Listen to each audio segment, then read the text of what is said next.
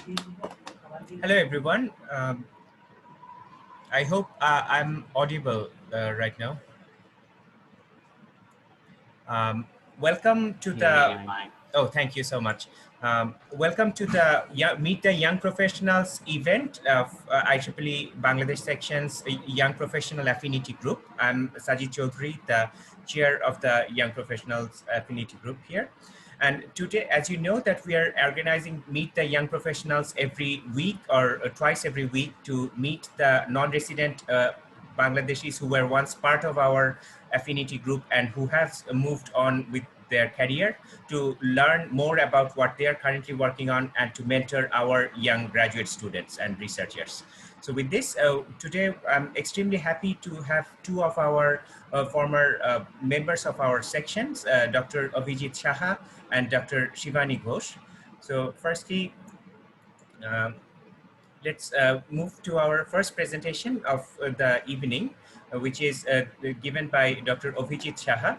So Dr. Saha completed his BSc Engineering from Bangladesh University of Engineering and Technology. Then he completed his master's and PhD degree from Virginia Tech.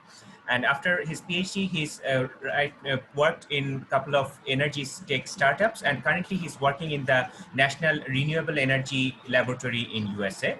So Dr. Saha is going to talk about smart grid and grid interactive efficient buildings. So without further ado, I would like to give the floor to Dr. Saha for his talk. Thanks. Thank you, Sajid, for the introduction. Can everyone hear me fine? Yes. Okay, sweet.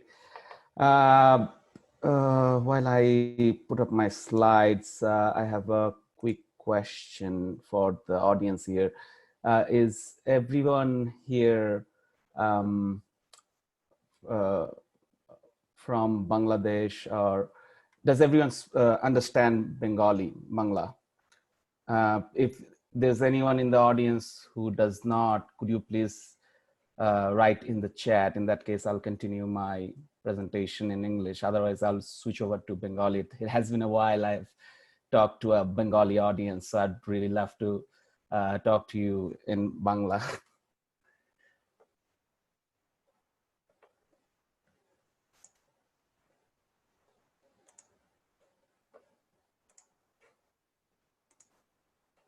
I don't see any objections in the chat. চমৎকার, তাহলে আমি বাংলায় করি প্রেজেন্টেশনটা। আমার slide কি দেখা যাচ্ছে? যাচ্ছে। আচ্ছা, চমৎকার। তো আমি অ্যাকচুয়ালি জানি না অডিয়েন্সের কারেন্ট স্কিল লেভেল কতটুকু, তো আমি যেটা করছি একটু হাই লেভেল, একটু টপ লেভেল টক দেব আজকে। আমি চেষ্টা করব আমার রিসার্চ এরিয়াটা নিয়ে একটু কথা বলতে, এরিয়াটার ins and outs, like motivation কি এই এরিয়াতে কাজ করার, এবং basically what it entails to work in this particular research area, কি করছি আমি, not necessarily currently but in general এই এরিয়াতে কি কি নিয়ে কাজ হয়, এক। দুই হচ্ছে যে আমি পিএইচডি তে কি কাজ করেছি তার অল্প খানিকটা যদি সময় থাকে শেয়ার করার চেষ্টা করব। আমার এই পুরো প্রেজেন্টেশনটা টকটা কমপ্লিটলি আমার পার্সোনাল কাজ বা পার্সোনাল প্রেজেন্টেশন, এটার সাথে আমার এমপ্লয়ারের কোনো এন্ডোর্সমেন্ট বা কানেকশন নেই। এটা একটা ডিসক্লেমার হিসেবে বলে দিতে হয় শুরুতে, তাই বলছি। তো সাজিদ, থ্যাংক ইউ, অলরেডি আমার প্রোফাইল নিয়ে হালকা একটু ইন্ট্রোডাকশন করে দিয়েছি। আমি একজন বুয়েটিয়ান, বুয়েট থেকে পাশ করেছি 2009 সালে। এরপর চলে এসেছি, এক বছরের মতো আহসানুল্লাহ ইউনিভার্সিটিতে লেকচারার ছিলাম। তারপর চলে এসেছি ইউএসএ তে পিএইচডি করতে, ভার্জিনিয়া থেকে পিএইচডি করলাম। 2016-তে বেরিয়েছি। তারপরে দুই তিনটা স্টার্ট আপের লিডিং রোল ছিল রিসার্চের এরিয়া। আমার পিএইচডির এরিয়ারই কন্টিনিউয়েশন ছিল।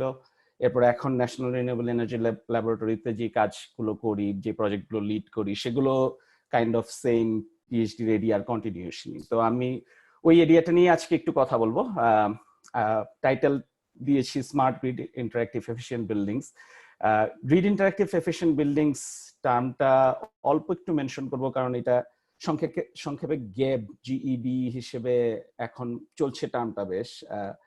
এটা কাইন্ড অফ ডিওই মানে এখানকার ডিপার্টমেন্ট অফ এনার্জিও এই টার্মটাই ইউজ করে, গ্রিড ইন্টারঅ্যাক্টিভ এফিশিয়েন্ট বিল্ডিংস, এই এরিয়া অফ রিসার্চটা বোঝাতে। তো আমি ওই বিষয় নিয়ে কিছু গল্প করব আর কি আজকে।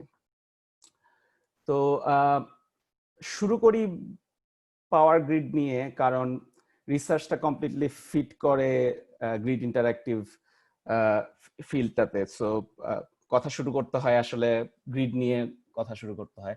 তো আমরা যে পাওয়ার ব্যবহার করি আমাদের ঘরে বা ইন্ডাস্ট্রিতে বিভিন্ন জায়গায় ইলেকট্রিসিটি ব্যবহার করছি, এই ইলেকট্রিসিটিটা আমাদের কাছে পৌঁছাচ্ছে কিভাবে? এটা আসলে চারটা স্টেজে, এসেনশিয়ালি চারটা স্টেজ হয়ে আসছে। একটা হচ্ছে ইলেকট্রিসিটি জেনারেট হচ্ছে কোথাও পাওয়ার প্ল্যান্টে, সেই জেনারেশনটা বড় বড় ট্রান্সমিশন লাইন দিয়ে লং ডিস্টেন্স যাচ্ছে বিদ্যুৎটা। এরপরে বিভিন্ন লোকালিটিতে পৌঁছে বা বিভিন্ন এরিয়াতে গিয়ে ওখানে সাবস্টেশন, ট্রান্সফরমার, এগুলোর মাধ্যমে একটা ডিস্ট্রিবিউশন নেটওয়ার্ক তৈরি করা আছে কাস্টমারদের কাছে বাড়ি বাড়ি বিদ্যুৎ পৌঁছে দেওয়ার জন্য। এরপরে লাস্ট লেগটা হচ্ছে অ্যাকচুয়াল কাস্টমাররা, যারা বিদ্যুৎটা গ্রহণ করছে, যারা সুবিধা ভোগ করছে বাংলায়। তো এই কাস্টমার এন্ডে এই যেটাকে আমরা লোড বলি, ডিমান্ড বলি, যেটাই বলি, এই ডিমান্ডটা বেসিক্যালি জেনারেশনের সাথে সবসময় ব্যালেন্স থাকতে হবে। যদি পাওয়ার সিস্টেমটা স্টেবল থাকতে হয়, আই ডোন্ট নো এই মার্কটা কেন আসছে, পাওয়ার সিস্টেমটা যদি স্টেবল থাকতে হয় তাহলে জেনারেশন এবং ডিমান্ড ব্যালেন্সড থাকতে হবে। এখন জেনারেশন বলতে শুধু যে বাল্ক পাওয়ার জেনারেশন বোঝায় তাই না, ওখানে এখন স্পেশালি রিসেন্টলি প্রচুর রিনিউয়েবল এনার্জি জেনারেশন হচ্ছে। সো সোলার আছে এখানে মিক্সে, উইন্ড আছে মিক্সে। সেই সোলার হতে পারে বাল্ক জেনারেশন, হতে পারে ডিস্ট্রিবিউটেড জেনারেশন, মানে বিভিন্ন লোকালিটিতে ডিস্ট্রিবিউশনের কাছে জেনারেশন হতে পারে। আর ডিমান্ডের দিক থেকে ইন্ডাস্ট্রি আছে, তারপরে বিল্ডিংস আছে, কমার্শিয়াল রেসিডেন্সিয়াল দুই ধরনের বিল্ডিংসই আছে। তো এগেন যেহেতু ব্যালেন্স করতে হবে দুটোকে সিস্টেম স্টেবল রাখার জন্য, আর ডিমান্ড তো আমরা জানি ক্রমাগত বেড়েই চলছে, আমাদের মানুষ বাড়ছে, ইন্ডাস্ট্রি বাড়ছে, বিল্ডিংস বাড়ছে, ক্রমাগত ডিমান্ড বাড়ছে। তো ট্র্যাডিশনাল পয়েন্ট অফ ভিউটা হচ্ছে যে ডিমান্ড বাড়বে, আমরা সাথে সাথে জেনারেশন বাড়াবো, ব্যালেন্স রাখার চেষ্টা করব। তো ইস্যুটা এত সহজে ব্যাখ্যা করা যায় না যে ডিমান্ড বাড়াবো জেনারেশন বাড়াবো। একটা জেনারেশন বাড়ানো চারটিখানি কথা না, বড় বড় পাওয়ার প্ল্যান্ট বানাতে হয়, নেটওয়ার্ক ক্রিয়েট করতে হয়, একটা ট্রান্সমিশন লাইন, ডিস্ট্রিবিউশন লাইন, এগুলোর ক্যাপাসিটি আছে। যদি অনেকখানি বাড়াতে হয় তাহলে এই পুরো ইনফ্রাস্ট্রাকচার চেঞ্জ করতে হবে। সো ইন জেনারেল এদিক দিয়ে একটা ইস্যু আছে জেনারেশন বাড়ানোর। আরেকটা ইস্যু যেটা আমি পরের স্লাইডে আলাপ করব, সেটা হচ্ছে পিক ডিমান্ড। পিক ডিমান্ডের বিষয়টা হচ্ছে যে আমরা যে লোড বা ডিমান্ড এন্ডে দেখছি যে কতটুকু আমরা পাওয়ার কনজিউম করছি, এই পাওয়ারটা কিন্তু ঠিক কনসিস্টেন্টলি একই পাওয়ার সারাদিন কনজিউম করি না।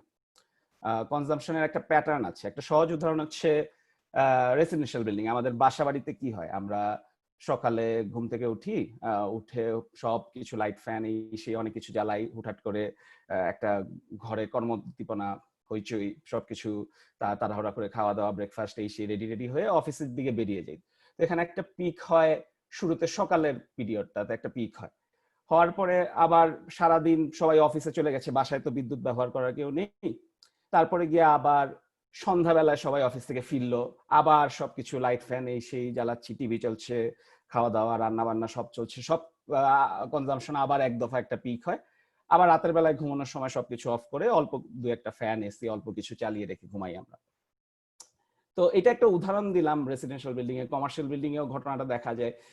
আইডিয়াটা হচ্ছে যে সারাদিনের যে বিদ্যুৎ কনজাম্পশনটা, এটা যদি আমি অ্যাভারেজ করি যে কতটুকু পাওয়ার আমি অ্যাভারেজে খাচ্ছি, সেটার সাপেক্ষে পিক লোডটা যথেষ্ট বড়।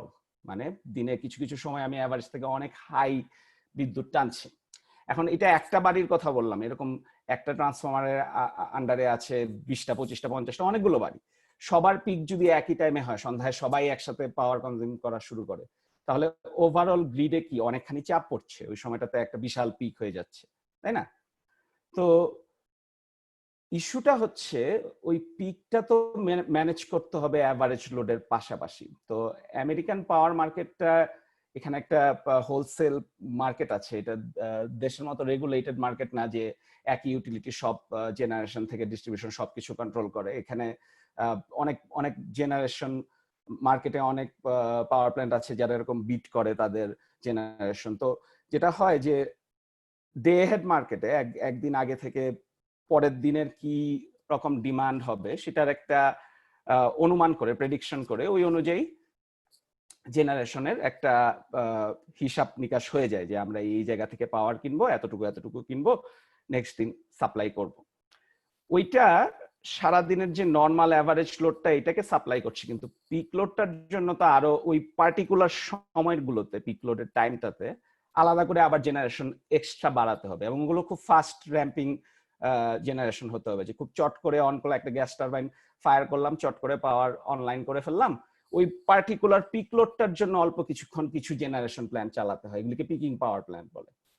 তো ইস্যুটা হচ্ছে ওই পাওয়ার প্ল্যান গুলোর জেনারেশন এর খরচা একটু বেশি, ওগুলো আরো বেশি রেটে পাওয়ারটা কিনতে হয়, এবং এই জিনিসটা আলটিমেটলি বিলটা গিয়ে পড়ে কাস্টমারদের এন্ডে, কারণ কাস্টমারেও দেখা যায় যে ডিস্ট্রিবিউশনে গিয়ে ইউটিলিটি যেটা করে একটা রেট স্ট্রাকচার তৈরি করে দেয়, যে দিনের এক এক সময়ে বিদ্যুতের দাম, পার ইউনিট বিদ্যুতের দাম এক এক রকম, এই পিরিয়ড গুলোতে দাম অনেক বেশি। শুধু দাম দিয়ে তো আর সমস্যা সমাধান হচ্ছে না, ইস্যুটা হচ্ছে এরকম পিক লোডটা যদি আনফোরকাস্টেড হয়, হঠাৎ করে পিক লোড হয়ে যায়, বাই এনি চান্স যদি সাপ্লাই জেনারেশন ব্যালেন্স করতে ফেল করো, তাহলে গেল সমস্যা, একটা পর একটা ক্যাসকেডেড ফেলিয়ার হবে, ব্ল্যাক আউট হবে লার্জ এরিয়া, বিশাল বড় ইস্যু। তো এই কারণে ট্র্যাডিশনাল মাইন্ডসেটটা যেটা, যে আমি লোডটাকে হাত দিব না, এটা কাস্টমার এন্ডে সে যা খুশি তাই করবে, আমি জেনারেশন দিয়ে ব্যালেন্স করব, সেখান থেকে এখনকার চিন্তা ভাবনাটা একটু পাশাপাশি শিফট হয়ে এটাও আসছে যে দেখা যাক আমি লোড এন্ডেও কি কিছু পরিবর্তন করতে পারি কিনা। ব্যালেন্স আনার তো দুটো উপায়, আমি জেনারেশন বাড়াবো অথবা আমি লোডটা যদি কমাতে পারি, স্পেশালি পিক লোডের জায়গাগুলোতে যদি আমি লোডটা একটু কমাতে পারি সময় মতো, তাহলে আরেকটু ব্যালেন্স ওয়েতে আমি সিস্টেমটা স্টেবল রাখতে পারি, এটার সম্ভাবনা বাড়ে। তো এখানে আমি যেটা দেখাচ্ছি এটা হচ্ছে লোড ফ্যাক্টর বলে একটা সিম্পল টার্ম আছে, এটা হচ্ছে পিক লোড, অ্যাভারেজ লোড এবং পিক লোডের অনুপাত। এই লোড ফ্যাক্টরটা যত হাই হয় তত আমাদের জন্য ভালো, তার মানে হচ্ছে আমি মোটামুটি কনসিস্টেন্টলি একই কাছাকাছি ধরনের পাওয়ার সারাদিন কনজিউম করি, রাদার দেন এরকম র্যান্ডম পিক দিনে বিভিন্ন জায়গায় চলে আসে। তো দিন শেষেই পুরো গল্পটা বলার উদ্দেশ্যটা হচ্ছে যে আমার ডিমান্ড সাইডে আমার একটা অপশন আছে, জাস্ট শুধু জেনারেশনের দিকে চিন্তা না করে আমি সিস্টেম স্টেবল রাখতে, সবকিছু ব্যালেন্স রাখতে আমি ডিমান্ড সাইডে হাত দিতে পারি, আমি চেষ্টা করতে পারি যদি লোডকে একটু কমানো যায় বা শিফট করা যায়। তো এখানে আমি কিছু অপশন বলছি যেটা ইউটিলিটিরা দেখে, চেষ্টা করে ব্যবহার করার, বা এটা ডিওই গ্যাপ রিপোর্ট থেকে আমি ছবিগুলো ব্যবহার করেছি। তো অপশনগুলো হচ্ছে, একটা হচ্ছে এফিসিয়েন্সি, যেটা ইন জেনারেল সবাই চায়, এটা ওভারঅল তোমার এনভায়রনমেন্ট এর জন্য যদি আমাকে সাজিড, আই ডোন্ট নো এখানে হঠাৎ করে এরকম লাইনগুলো হচ্ছে কেন, but hope that's not bothering the audience a lot. আচ্ছা, তো উদ্দেশ্যটা হচ্ছে এফিসিয়েন্সির উদ্দেশ্যটা হচ্ছে ওভারঅল যদি আমি আমার লসেস কমাতে পারি, যে অসময়ে আমি একটা ঘরে নেই, লাইট ফ্যান জ্বালিয়ে রেখে দিয়েছি, নষ্ট হচ্ছে, এনার্জি নষ্ট হচ্ছে, ওভারঅল আমি যদি এফিশিয়েন্ট বানাতে পারি আমার কনজাম্পশন, সেটা তো একদিক থেকে ভালো। ওভারঅল আমার সবাই যদি এফিশিয়েন্টলি পাওয়ার ব্যবহার করতো, তাহলে আমরা ঠিক ততটুকুই জেনারেশন করতাম যতটুকু আমার লাগবে, সেই হিসাবে আমি কম রিসোর্সেস ইউজ করব, ওভারঅল এনভায়রনমেন্টের জন্য বিষয়টা ভালো। সো এফিসিয়েন্সি ওদিক থেকে ভালো, আরেক দিক থেকে হচ্ছে আমি ওভারঅল যদি আমার সারাদিন এনার্জি কনজাম্পশন কমাই, কাস্টমার হিসেবে আমার বিল কমবে, এটাও একটা মোটিভেশন। তো এফিসিয়েন্সি একটা জিনিস, সেটা হচ্ছে আমি ওভারঅল বিভিন্ন জায়গা থেকে লস কমিয়ে মোটামুটি যতটুকু লাগবে আমার পাওয়ার ততটুকুই কনজিউম করবো, এটা একটা উপায়। আরেকটা হচ্ছে শেডিং, সেটা হচ্ছে ওই যেটা বললাম আমি পিক পাওয়ারের সমস্যাটা, সেটা আমি যদি ওই সময়টাতে পাওয়ারটা কোনোভাবে কাট করতে পারি, ওই পিক পিরিয়ডের সময় পাওয়ারটা যদি আমি কমিয়ে রাখতে পারি প্রতিটা কাস্টমার এন্ডে। এখন সব সময় শেডিং সম্ভব না, কারণ একটা সহজ উদাহরণ হচ্ছে আমেরিকাতে কমার্শিয়াল বিল্ডিং বা রেসিডেন্সিয়াল বিল্ডিং এর সবচেয়ে বড় কনজাম্পশনের সোর্সটা হচ্ছে এইচভিএসি, মানে এসি আর কি, সহজ বাংলায় হিটিং এবং এসি। তো এই এইচভিএসির কনজাম্পশনটা হঠাৎ করে তো আর কমিয়ে ফেলা সম্ভব না, আমি তো আর কিছু সময়ের জন্য বলবো না যে আমি একটু গরমে থাকবো। এখন জিনিসটা যেটা করা হয় সেটা হচ্ছে শিফটিং করা হয়, মোর ব্যালেন্স করে দেওয়া। মানে আমার বিকাল বেলা এসে এসিটা লাগবে, আমি সেই ঘরটা বাড়িটা যে ঠান্ডা করতে হবে, আমি ঠান্ডাটা না হয় আমি একটু আগে করে রাখি, তখন যেই সময়টাতে আমার সিস্টেমের উপর স্ট্রেস কম, পিক লোড নেই, ওই সময় আমি এইচভিএসি চালিয়ে ঘরটা একটু আগে থেকে প্রি কুল করে রাখি, তাহলে যখন আসলে পিক লোডের সময়টা আসবে তখন আমার ওই সময় এইচভিএসির ইউসেজ করা লাগবে না। তো এইভাবে আমি চাইলে লোড শিফটের মাধ্যমেও পিক লোডের সমস্যাটা সমাধান করতে পারি। আর আরেকটা ফাইনাল হচ্ছে মডুলেশন, মানে হচ্ছে যদি লোডের ফ্লেক্সিবিলিটিটা পাওয়ার সিস্টেম ব্যবহার করতে চায়, গ্রিড ব্যবহার করতে চায় ব্যালেন্সিং এর জন্য, তো এক এক সময় খুব অল্প সময়ের ব্যবধানে বলতে পারে যে আচ্ছা এখন একটু লোডটা বাড়িয়ে দাও বা এখন একটু লোডটা কমিয়ে দাও, যদি ওরকম রেসপন্স করার উপায় থাকে কাস্টমার এন্ডে। তো এইগুলো হচ্ছে কিছু প্রসেস, কিছু উপায় লোড এন্ডে কিছু কাজ করে জেনারেশনকে অ্যাসিস্ট করা বা গ্রিডকে অ্যাসিস্ট করা। এখন বর্তমানে যেটা দেখা যাচ্ছে যে শুধু তো লোড নেই, আমাদের বিভিন্ন বিল্ডিং এ বাড়ির মাথায় রুফটপ সোলার তৈরি হয়ে যাচ্ছে, বড় বড় কমার্শিয়াল বিল্ডিং এ রুফটপ সোলার খুবই কমন, ইভেন স্টোরেজও থাকে সাথে। সো তার মানে হচ্ছে যে ডিস্ট্রিবিউশন এন্ডে, মানে যেখানে গিয়ে পাওয়ারটা আসলে কনজিউম হওয়ার কথা, সেখানেও এখন অনেক ডিস্ট্রিবিউটর জেনারেশন আছে। এখন আমি যখন জেনারেট করব সেটাও একটা ইস্যু। এখন ইস্যুটা হচ্ছে যে আমি যদি যতটুকু লোড এক্সপেক্ট করছে গ্রিড, সেই লোডটাকে আমি হঠাৎ করে এরকম অসময়ে অনেকখানি কমিয়ে দিই, কারণ আমার একটা এক্সেস জেনারেশন আছে অন সাইটে, তাহলে সেক্ষেত্রেও ভোল্টেজের গড়বড় হয়ে যাবে, কারণ ব্যালেন্স সবসময় রাখতে হবে। তো ওইটাকেও একই কথা, আমি যদি ওই জেনারেশনও থাকে, আমি যদি সাথে এই লোড শেডিং শিফটিং কে কেয়ারফুলি অর্গানাইজ করতে পারি, কন্ট্রোলটা প্রপারলি করতে পারি, যে আমি সেই সময়ই লোডগুলো নিব যে সময় আমার সোলারের জেনারেশন আছে, অন্য সময় আমি আবার লোডগুলো কমিয়ে ফেলবো, তাহলে দিন শেষে যেটা করা যায় যে আমি জেনারেশন, লোড কন্ট্রোল এই সব কিছুকে কম্বাইন করে আমি আরো ফ্ল্যাটার একটা কার্ভ তৈরি করতে পারি আমার ডিমান্ড সাইডে, আমার যেখানে আমি কনজিউম করছি সেখানে কার্ভটা যত ফ্ল্যাটার হয় গ্রিডের জন্য তত এটা ভালো। তো এটা ছিল নিচের ছবিটা। তো এই কথা থেকে যেটা বুঝলাম যে আমরা অনেকখানি রিসোর্স আমাদের আছে যেটা লোড সাইডে, ডিমান্ড সাইডে আছে, বিল্ডিংস এর সাইডে আছে, যেই রিসোর্স গুলো আমরা ব্যবহার করতে পারি যদি আমার ওই এন্ডে এনাফ ইনফ্রাস্ট্রাকচার টেকনোলজি থাকে এই কাজগুলো করার মতো, তাহলে আমি সেটাকে ব্যবহার করে আমি পাওয়ার সিস্টেমকে হেল্প করতে পারি লোড সাইড থেকে, ডিমান্ড সাইড থেকে। তো এই কাজটা যে বিল্ডিং করতে পারে এরকম একটা বিল্ডিং কে আমরা বলছি গ্রিড ইন্টারঅ্যাক্টিভ এফিশিয়েন্ট বিল্ডিং। বিল্ডিংটা এফিশিয়েন্ট হবে এবং একই সাথে সে গ্রিড ইন্টারঅ্যাক্টিভ হবে। গ্রিড ইন্টারঅ্যাক্টিভ বলতে গ্রিডের সমস্যা হলে গ্রিড জানাবে যে আমার সমস্যা, তুমি একটু পাওয়ার কমাও, তখন বিল্ডিংটা রেসপন্ড করতে পারবে যে হ্যাঁ আচ্ছা ঠিক আছে, তোমার এই সময়ে লোড কাটা দরকার, আমি এই সময় লোড কেটে দেব। তো এই কাজটা কিভাবে টেকনোলজিক্যালি কিভাবে মানে বাস্তবায়ন করা সম্ভব সেটা হচ্ছে, এখানে একটা ছবি দেখাচ্ছি আমি, একটা স্ট্যান্ডার্ড কমার্শিয়াল বিল্ডিং যেখানে ইউটিলিটির সাথে কানেকশন আছে, পাওয়ার আসছে। তো ইউজুয়ালি আমেরিকাতে অটোমেটেড মিটারিং ইনফ্রাস্ট্রাকচার এমআই মোটামুটি প্রিভ্যালেন্ট, হুইচ মিনস সব জায়গায় বেশিরভাগ বিল্ডিং এ স্মার্ট মিটার আছে। স্মার্ট মিটার মানে ইউটিলিটি রেগুলার ট্র্যাক করতে পারে যে তুমি কতটুকু কনজিউম করছো, এবং ওই স্মার্ট মিটারটা রেসপন্সিভ। স্মার্ট এখানে যখন কথাটা ইউজ করি বেশিরভাগ ক্ষেত্রে স্মার্ট বলতে বোঝায় কমিউনিকেটিং, মানে এটা একটা ডিভাইস না যেটা জাস্ট বসিয়ে দিলাম, ওইটা গিয়ে ম্যানুয়ালি সব সময় হাতে ধরে টিপাটিপি করতে হবে। এটার রেডিও ফ্রিকোয়েন্সি বা ওয়াইফাই বা যে কোনো একটা প্রসেসে সে কমিউনিকেট করতে পারে, ওর সাথে কমিউনিকেট করা সম্ভব। তো এই স্মার্ট মিটারের থ্রুতে ইউটিলিটি চাইলে একটা সিগন্যাল পাঠাতে পারে বিল্ডিংকে, সেটা স্মার্ট মিটারের থ্রুতেও পাঠাতে পারে অথবা একটা বিল্ডিং অটোমেশন সিস্টেম এর থ্রুতেও পাঠাতে পারে, যেটাকে এখানে ছবিতে বলা হচ্ছে বিএএস। বিল্ডিং অটোমেশন সিস্টেম হচ্ছে একটা সেন্ট্রাল সুপারভাইজারি কন্ট্রোলার। তার উদ্দেশ্য হচ্ছে তার কাছে বাকি বিল্ডিং এর যত যা কিছু হচ্ছে সবকিছুর খবর থাকবে, সবার সাথে সে কথা বলতে পারবে, কমিউনিকেট করতে পারবে, এবং সে একই সাথে গ্রিডের সাথেও কমিউনিকেট করতে পারবে। তাহলে গ্রিড যদি বলে যে এই তোমার এই সময় লোড কমাও, সে তখন প্রয়োজন মতো যে যে লোড গুলোকে কমাতে হবে সে সেই লোডে সে সিগন্যাল পাঠাতে পারবে। এই উদ্দেশ্যটার জন্য একটা জিনিস লাগবে আমাদের, যেটা নাম হচ্ছে বিল্ডিং অটোমেশন সিস্টেম, বা অনেক জায়গায় বিল্ডিং ম্যানেজমেন্ট সিস্টেম বলে, অনেক জায়গায় বিল্ডিং এনার্জি ম্যানেজমেন্ট সিস্টেম বলে, অনেকগুলো নাম আছে এই পার্টিকুলার কনসেপ্টটা।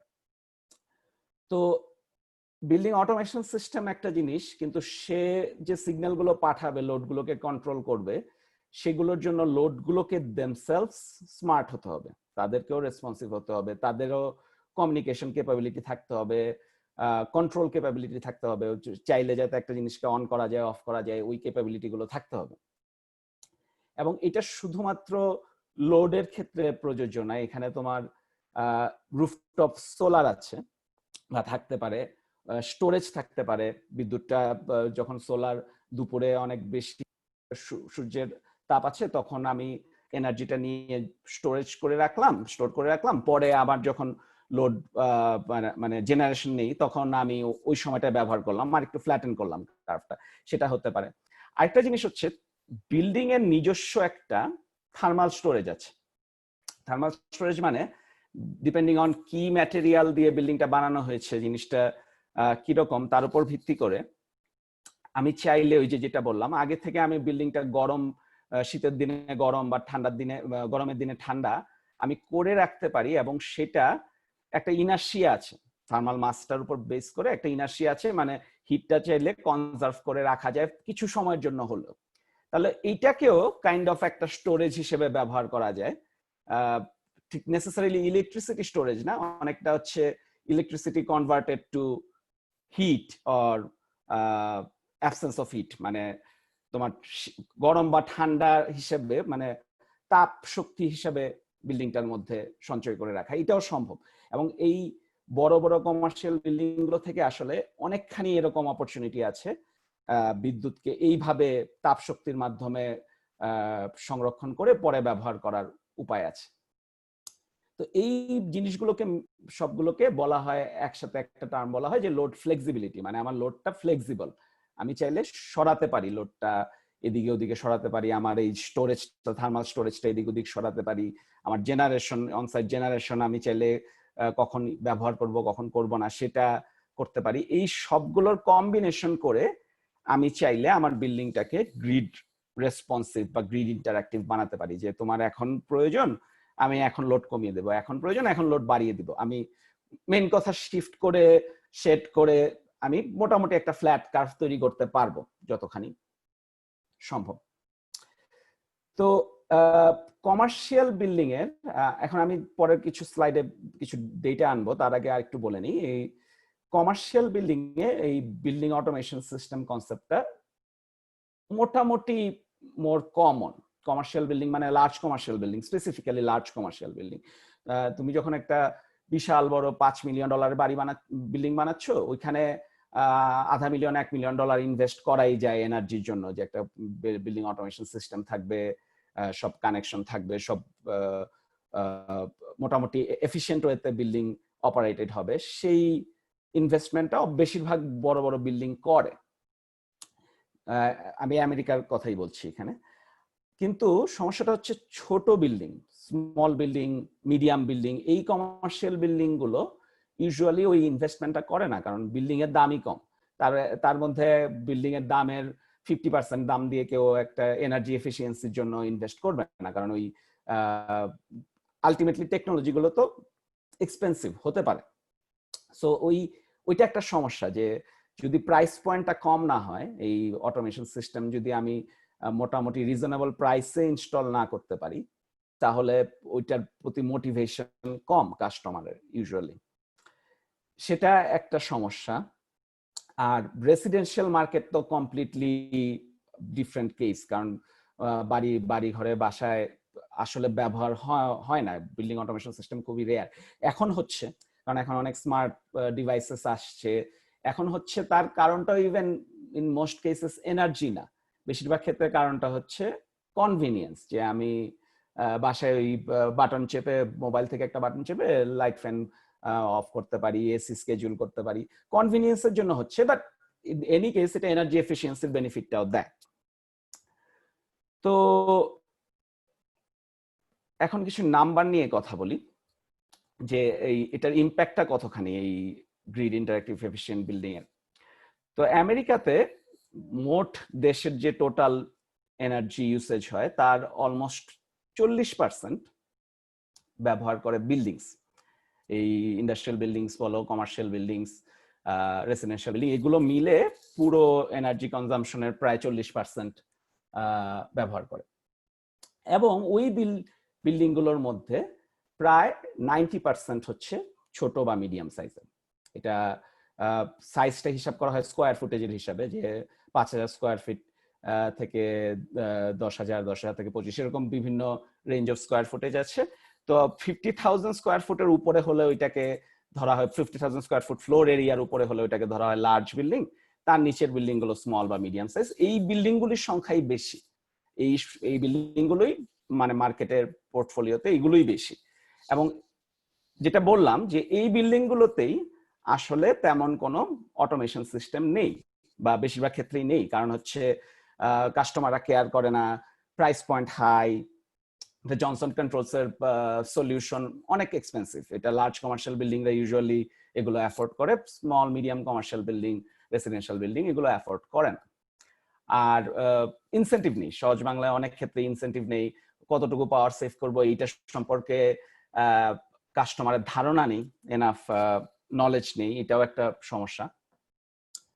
তো এই অভাবটার জন্য, এই বিল্ডিং অটোমেশন সিস্টেমের অভাবের জন্য বিশাল এনার্জি নষ্ট হচ্ছে, এবং শুধু এনার্জি নষ্ট হচ্ছে, এফিসিয়েন্সির অভাব হচ্ছে তাই না, তার উপর দিয়ে এই কন্ট্রোলের সুবিধাটা, গ্রিড ইন্টারঅ্যাক্টিভ রেসপন্সিভ কন্ট্রোলের সুবিধাটা আমরা নিতে পারছি না। আরেকটা জিনিস হচ্ছে, ওই যখন আমরা গ্রিড ইন্টারঅ্যাক্টিভ রেসপন্সের কথা বলি, এটাকে একটা টার্ম দিয়ে বলা হয় ডিমান্ড রেসপন্স। ডিমান্ড রেসপন্স মানে হচ্ছে যে গ্রিডের প্রয়োজন অনুযায়ী ডিমান্ড রেসপন্ড করবে, ডিমান্ডটা জেনারেশনকে ফলো করার চেষ্টা করবে। তো এখানকার যে ইউটিলিটি গুলো আছে তাদের অনেক রকম উপায় আছে ডিমান্ডকে ফলো করতে বলার বা মোটিভেট করার। তো উপায়গুলো হচ্ছে, একটা উপায় হচ্ছে, খুব সহজ উপায় হচ্ছে ওই যেটা বললাম, টাইম বেসড রেট, মানে হচ্ছে দিনের বিভিন্ন সময়ে ইলেকট্রিসিটির দামটা বিভিন্ন হবে কাস্টমারের জন্য। তো যদি আমি পিক পিরিয়ডে দামটা বাড়িয়ে দেই, একটা অ্যাজাম্পশন হচ্ছে যে মানুষজন অন্তত নিজেদের বিলটা বাঁচানোর জন্য ওই পিক পিরিয়ডে একটু কনজাম্পশন কম করবে।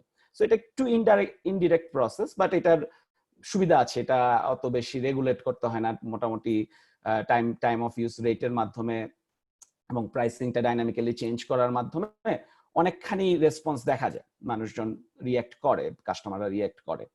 আরেকটা হচ্ছে ইনসেন্টিভ বেসড প্রসেস, সেটা হচ্ছে যে ইউটিলিটি আগে থেকে কোনো একটা চুক্তি গেল কাস্টমারের সাথে, যে আচ্ছা আমার এরকম মাঝে মধ্যে পিক পিরিয়ডের সময় আমি তোমাকে সিগন্যাল পাঠাবো, তুমি কনজাম্পশন কমাবা, এবং তার এগেনস্টে আমি তোমাকে বছর শেষে একটা ইনসেন্টিভ দিয়ে দিব।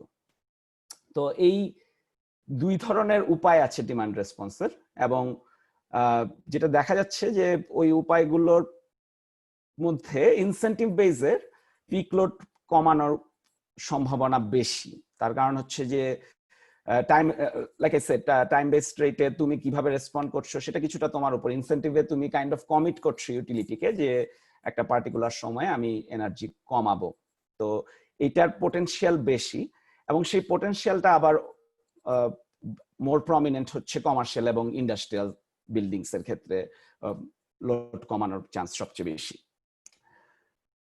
তো ওভারঅল এই পুরো গল্পটা বলার উদ্দেশ্য হচ্ছে কিছুটা আইডিয়া দেওয়া যে এই পার্টিকুলার রিসার্চ স্পেসটা কি, এটার মোটিভেশন কি, কেনটা বলে আসা, যে কেন করছি এসব, কেন বিল্ডিংসে হাত দিচ্ছি, কেন বিল্ডিংসের লোড নিয়ে টানাটানি করছি।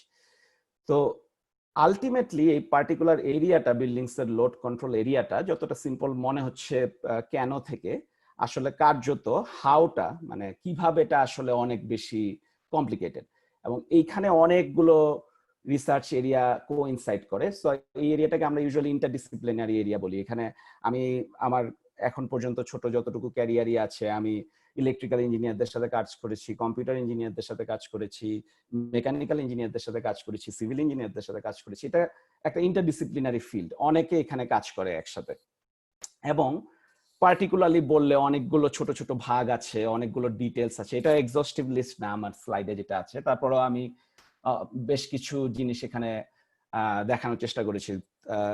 ডেটা কানেক্টিভিটি এরিয়াতে একটা বড় রিসার্চ আছে, এই যে সবগুলো ডিভাইস মিলে রিঅ্যাক্ট করবে একটা বিল্ডিং অটোমেশন সিস্টেমের, এই পুরো ইনফ্রাস্ট্রাকচারটা দাঁড়াবে কিভাবে, তারা কিভাবে কথা বলছে, একজন একজনের সাথে কিভাবে কথা বলছে, এই কথাগুলোর কমিউনিকেশন টেকনোলজি গুলো কি কি হতে পারে, এখানে এটা কি ইথারনেট ওয়্যারিং হচ্ছে, ওয়াইফাই এ যাচ্ছে, নাকি রেডিও ফ্রিকোয়েন্সিতে জিগবিতে যাচ্ছে, নাকি টু ওয়্যার বা মানে ইনপুট আউটপুট আইও ওয়্যারে যাচ্ছে, এটা টেকনোলজিটা কিরকম, প্রোটোকলটা কি, এখানে কি ব্যাকনেট ব্যবহার হচ্ছে, মডবাস ব্যবহার হচ্ছে, রেস্টফুল এপিআই ব্যবহার হচ্ছে, কি ব্যবহার হচ্ছে, কিভাবে ওই সেটআপটা করছি আমরা। তারপরের কথা হচ্ছে যে আমি এখন অ্যাজ এ কাস্টমার আমি কি একটা কোম্পানি থেকে সবকিছু কিনবো যাতে সবকিছু কম্পাটিবল হয়, নাকি আমার দাম দিয়ে আমি অপশন পাবো, যে আমি আচ্ছা আমি এখান থেকে লাইটিং সিস্টেম কিনলাম, এখান থেকে এইচভিএসসি কিনলাম, আমি কন্ট্রোলার গুলো বিভিন্ন জায়গা থেকে কিনলাম। তো দিন শেষে বিভিন্ন কোম্পানির কন্ট্রোলার একসাথে কাজ করবে কিভাবে, এদের প্রত্যেকের এপিআই আলাদা, অ্যাপ্লিকেশন প্রোগ্রামিং ইন্টারফেস আলাদা, ওরা আলাদা আলাদা ভাষায় কথা বলে, ভাষাগুলোকে এক করবো কিভাবে। তারপরে সিম্যান্টিক মেটাডেটা, মানে আমি যে এই বিভিন্ন জিনিসগুলোকে কানেক্ট করবো, এগুলোকে নাম দিব কি, এক এক বিল্ডিং, এখানকার এটা একটা বড় সমস্যা, এখানকার কমার্শিয়াল বিল্ডিং এ লোকজন এসে যখন সেট আপ করে দিয়ে যায়, তাদের মতো করে নাম দিয়ে দেয়, যাচ্ছে এই জিনিসটার নাম এইটা, ওইটার নাম এইটা, এই ডেটা পয়েন্টটার নাম এইটা। দিন শেষে আরেকজন এসে যখন এই একই বিল্ডিং এ কাজ করতে যায়, সে তো বুঝে না আরে এটা কি বুঝালো, এই নামের মানে কি। তো সবগুলো বিল্ডিং এ যদি এরকম একটা কনসিস্টেন্সি চাই, তাহলে আমাদের সবার সেমান্টিক ইনফরমেশন গুলো, সেগুলো একটা স্ট্যান্ডার্ড ফলো করতে হবে, এবং সেরকম কোনো স্ট্যান্ডার্ড এখনো নেই, তৈরি হচ্ছে। তো এইটা একটা কাজের এরিয়া। এই যে এত এত গাদা গাদা ডেটা লাগবে এই কন্ট্রোল অ্যালগরিদম গুলো অ্যাপ্লাই করার জন্য, লার্নিং করার জন্য ডেটা লাগবে, ডেটা ছাড়া মেশিন লার্নিং হয় না। ডেটা পাবো কোথায়, ডেটাগুলো স্টোর করব কিভাবে, ট্রান্সফার করব কিভাবে, ক্লাউডে রাখবো নাকি প্রেমিসে রাখবো, সেগুলোকে অ্যানালাইজ করব কিভাবে, দেখাবো কিভাবে, ভিজুয়ালাইজ করব কিভাবে, যাতে বড় বড় ফ্যান্সি গ্রাফ দিয়ে বোঝা যায় যে কি হচ্ছে বিল্ডিং এ, সেই ডেটাটার প্রাইভেসি কিভাবে এনশিওর করব। ওভারঅল এত এত কানেকশন যে বানাচ্ছি, এই কানেকশন গুলো যে কোনো জায়গায় ভালনারেবল, যে কোনো জায়গায় একটা সাইবার সিকিউরিটি অ্যাটাক হতে পারে, এগুলোকে কিভাবে প্রিভেন্ট করব। এটা জাস্ট একটা এরিয়া বললাম, connectivity and data area. Sensors and controls area আছে, কি টেকনোলজি, কি হার্ডওয়্যার টেকনোলজি ইউজ করা হচ্ছে সেন্সিং এর জন্য, অ্যাকচুয়াল কন্ট্রোলারটা কি টেকনোলজি, কিভাবে নেটওয়ার্ক তৈরি করছি, বিভিন্ন কন্ট্রোলার কিভাবে ইন্টিগ্রেট করি, কমিশন করি কিভাবে, শুরু করি কিভাবে বিল্ডিং এর সিস্টেমের সাথে, কন্ট্রোল অ্যালগরিদম, এই যে বলছি বিভিন্ন সময় আমি লোড কমাবো, এগুলো আসলে কিভাবে করব, কোন লোডটা কখন কমাতে পারবো, কোন লোডটা কখন বাড়াতে পারবো, অ্যাডজাস্ট করব কিভাবে, এই অ্যালগরিদম গুলো ডেভেলপ করা। আরেকটা কনসেপ্ট আছে মডেল প্রেডিক্টিভ কন্ট্রোল, মানে বিল্ডিং এর মডেলটা কিরকম, লোডগুলোর মডেল কিরকম, আমি মডেলটা আগে প্রেডিক্ট করব যে এটা সামনে কি আচরণ করবে, ওটা দেখে আমি ডিসিশন নিব যে আচ্ছা এইটা কন্ট্রোল করলে এইরকম আচরণ করবে, এটা কন্ট্রোল করলে এরকম আচরণ করবে। তো এইটা একটা পার্ট। এই মডেলের কথা যখন আসছে তখন মডেলিং করা লাগবে, এখানে মেকানিক্যাল ইঞ্জিনিয়ারিং অনেকখানি চলে আসে, মডেলিং করা লাগবে, কিভাবে বিল্ডিংটার থার্মোডাইনামিক্স মডেল করব, তাপ ট্রান্সফার হয় কিভাবে, এনভেলপটা কতটুকু রিঅ্যাক্টিভ, বাইরের ওয়েদারের সাথে ইম্প্যাক্ট কিরকম, আমি এই যে বলছি স্টোর করে রাখবো থার্মাল এনার্জি, যে বিল্ডিং আগে থেকে ঠান্ডা করে রাখবো বা গরম করে রাখবো, ওইটা কতক্ষণ গরম করে রাখতে হবে, সেটা কতক্ষণ টিকবে সেই টেম্পারেচারটা, এইগুলোর মডেলিং করতে হবে। বিভিন্ন লোড গুলোর আলাদা আলাদা করে মডেলিং করতে হবে, লোড গুলো কিভাবে কাজ করে, তাদের কনজাম্পশন প্যাটার্ন কেমন। মডেলগুলো শুধু করলেই হবে না, এগুলো ভ্যালিডেট করতে হবে। হার্ডওয়্যার ইন দ্য লুপ বলে একটা কনসেপ্ট আছে, সেটা হচ্ছে সিমুলেশনটা শুধু সিমুলেশন না রেখে ওখানে কিছু কিছু কম্পোনেন্ট হার্ডওয়্যার দিয়ে রিপ্লেস করা।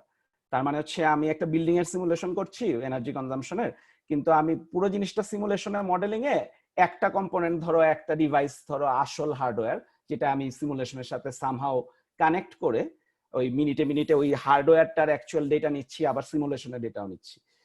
এই কনসেপ্টটাও খুবই পপুলার তোমার ভ্যালিডেশনের জন্য। ওভারঅল এটা তো কাজগুলো তো করছি বিল্ডিং এ, সেটার গ্রিডের ইম্প্যাক্ট কি? অনেকগুলো বিল্ডিং একসাথে যদি এই কাজগুলো করে তাহলে গ্রিডে কতটুকু পাওয়ার কমবে বাড়বে? গ্রিড কিভাবে ম্যানেজ করবে? এরকম অনেকগুলো যে ডিস্ট্রিবিউটেড এনার্জি রিসোর্স আছে এগুলো গ্রিড কিভাবে ম্যানেজ করবে? তারও তো এখন সবাই মিলে একসাথে একই সময় লোড কমিয়ে দিলে ওইটাও তো একটা ঝামেলা, ওগুলোকে ব্যালেন্স করবে কিভাবে গ্রিড? এই কমিউনিটি স্কেলে এই কন্ট্রোল গুলো কিভাবে হয়? ট্রানজেক্টিভ কন্ট্রোল, এটা একটা কনসেপ্ট খুব রিসেন্টলি জনপ্রিয় হচ্ছে, যে আমি বিদ্যুৎ লোকালিটিতে আমার কাছে কিছু বিদ্যুৎ আছে অ্যাজ এ কাস্টমার, আমি আশপাশের এলাকাগুলোতে বিক্রি করলাম, মানে আমি বিদ্যুতের মার্কেটে as a distributed energy resource generator আমি পার্টিসিপেট করলাম। কিভাবে করব? এইগুলোরও তো রেগুলেশন লাগবে। আর ওভারঅল এখন বেশিরভাগ জায়গায় ডেটা বেসড অ্যাপ্রোচ ফলো করা হয়। মেশিন লার্নিং ক্রমাগত মোর এন্ড মোর গুরুত্বপূর্ণ হয়ে উঠছে প্রেডিকশনের জন্য।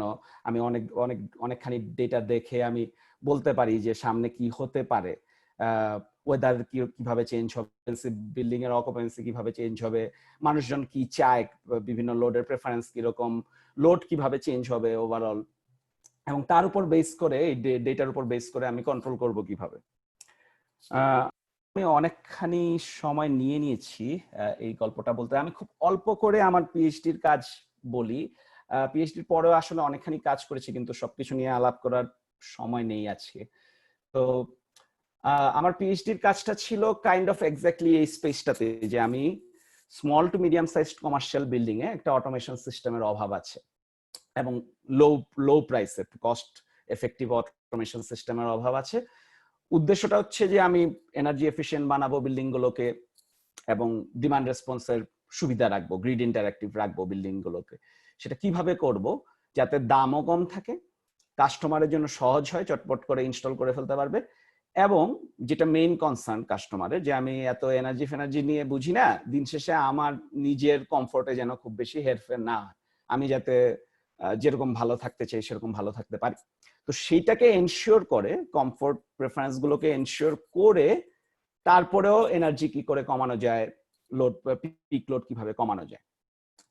তো এটা আমার পিএইচডির সময় দুটো প্রজেক্টে কাজ করেছিলাম আমি। একটা ন্যাশনাল সায়েন্স ফাউন্ডেশনের ফান্ডেড প্রজেক্ট ছিল, আরেকটা ছিল ডিপার্টমেন্ট অফ এনার্জির ফান্ডেড প্রজেক্ট। ওই ডিপার্টমেন্ট অফ এনার্জি এরকম একটা সলিউশন খুঁজছিল, যেটা একটা লো প্রাইস পয়েন্টে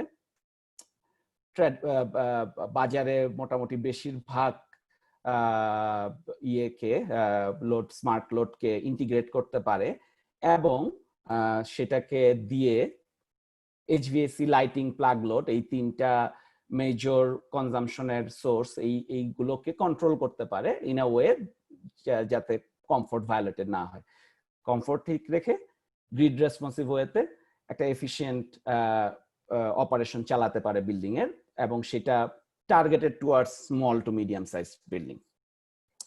তো এটা একটা ওপেন ফোয়া ছিল, মানে ফান্ডিং অপরচুনিটি ছিল, যেটাতে আসলে Virginia Tech, University of California, Berkeley, Carnegie Mellon, আমরা তিনটা ইউনিভার্সিটি কম্পিট করেছিলাম, এবং ভার্জিনিয়া টেক পরে 3 বছরের ফান্ডিংটা পায়।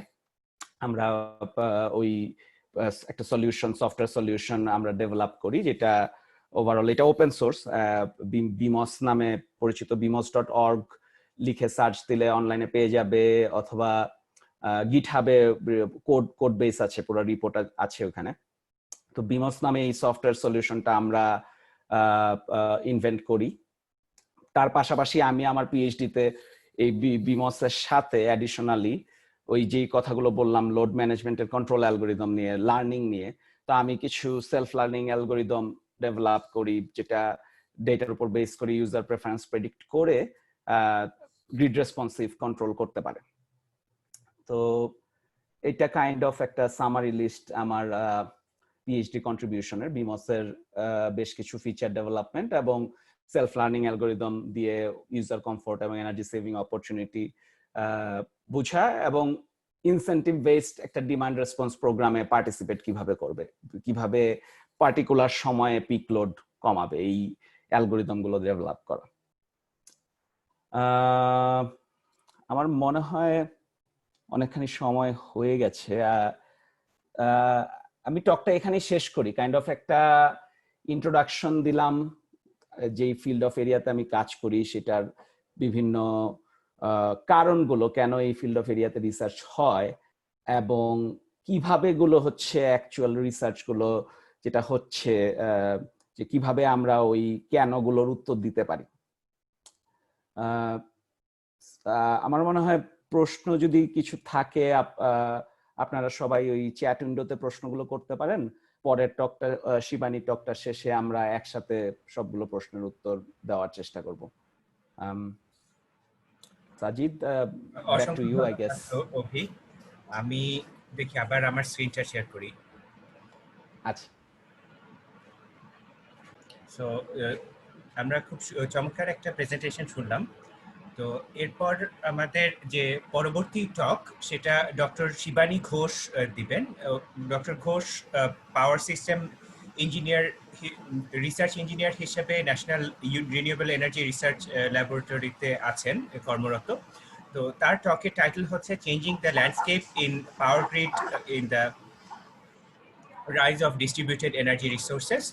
এবং ডক্টর শিবানী এর আগে তার bachelor of electrical engineering Bangladesh university of engineering and technology থেকে করেছেন, এবং এরপর ভার্জিনিয়া টেক থেকে তার পিএইচডি ডিগ্রি করেছেন, এবং এখন ন্যাশনাল রিনিউয়েবল এনার্জি ল্যাবরেটরিতে রিসার্চ ইঞ্জিনিয়ার হিসেবে কর্মরত আছেন।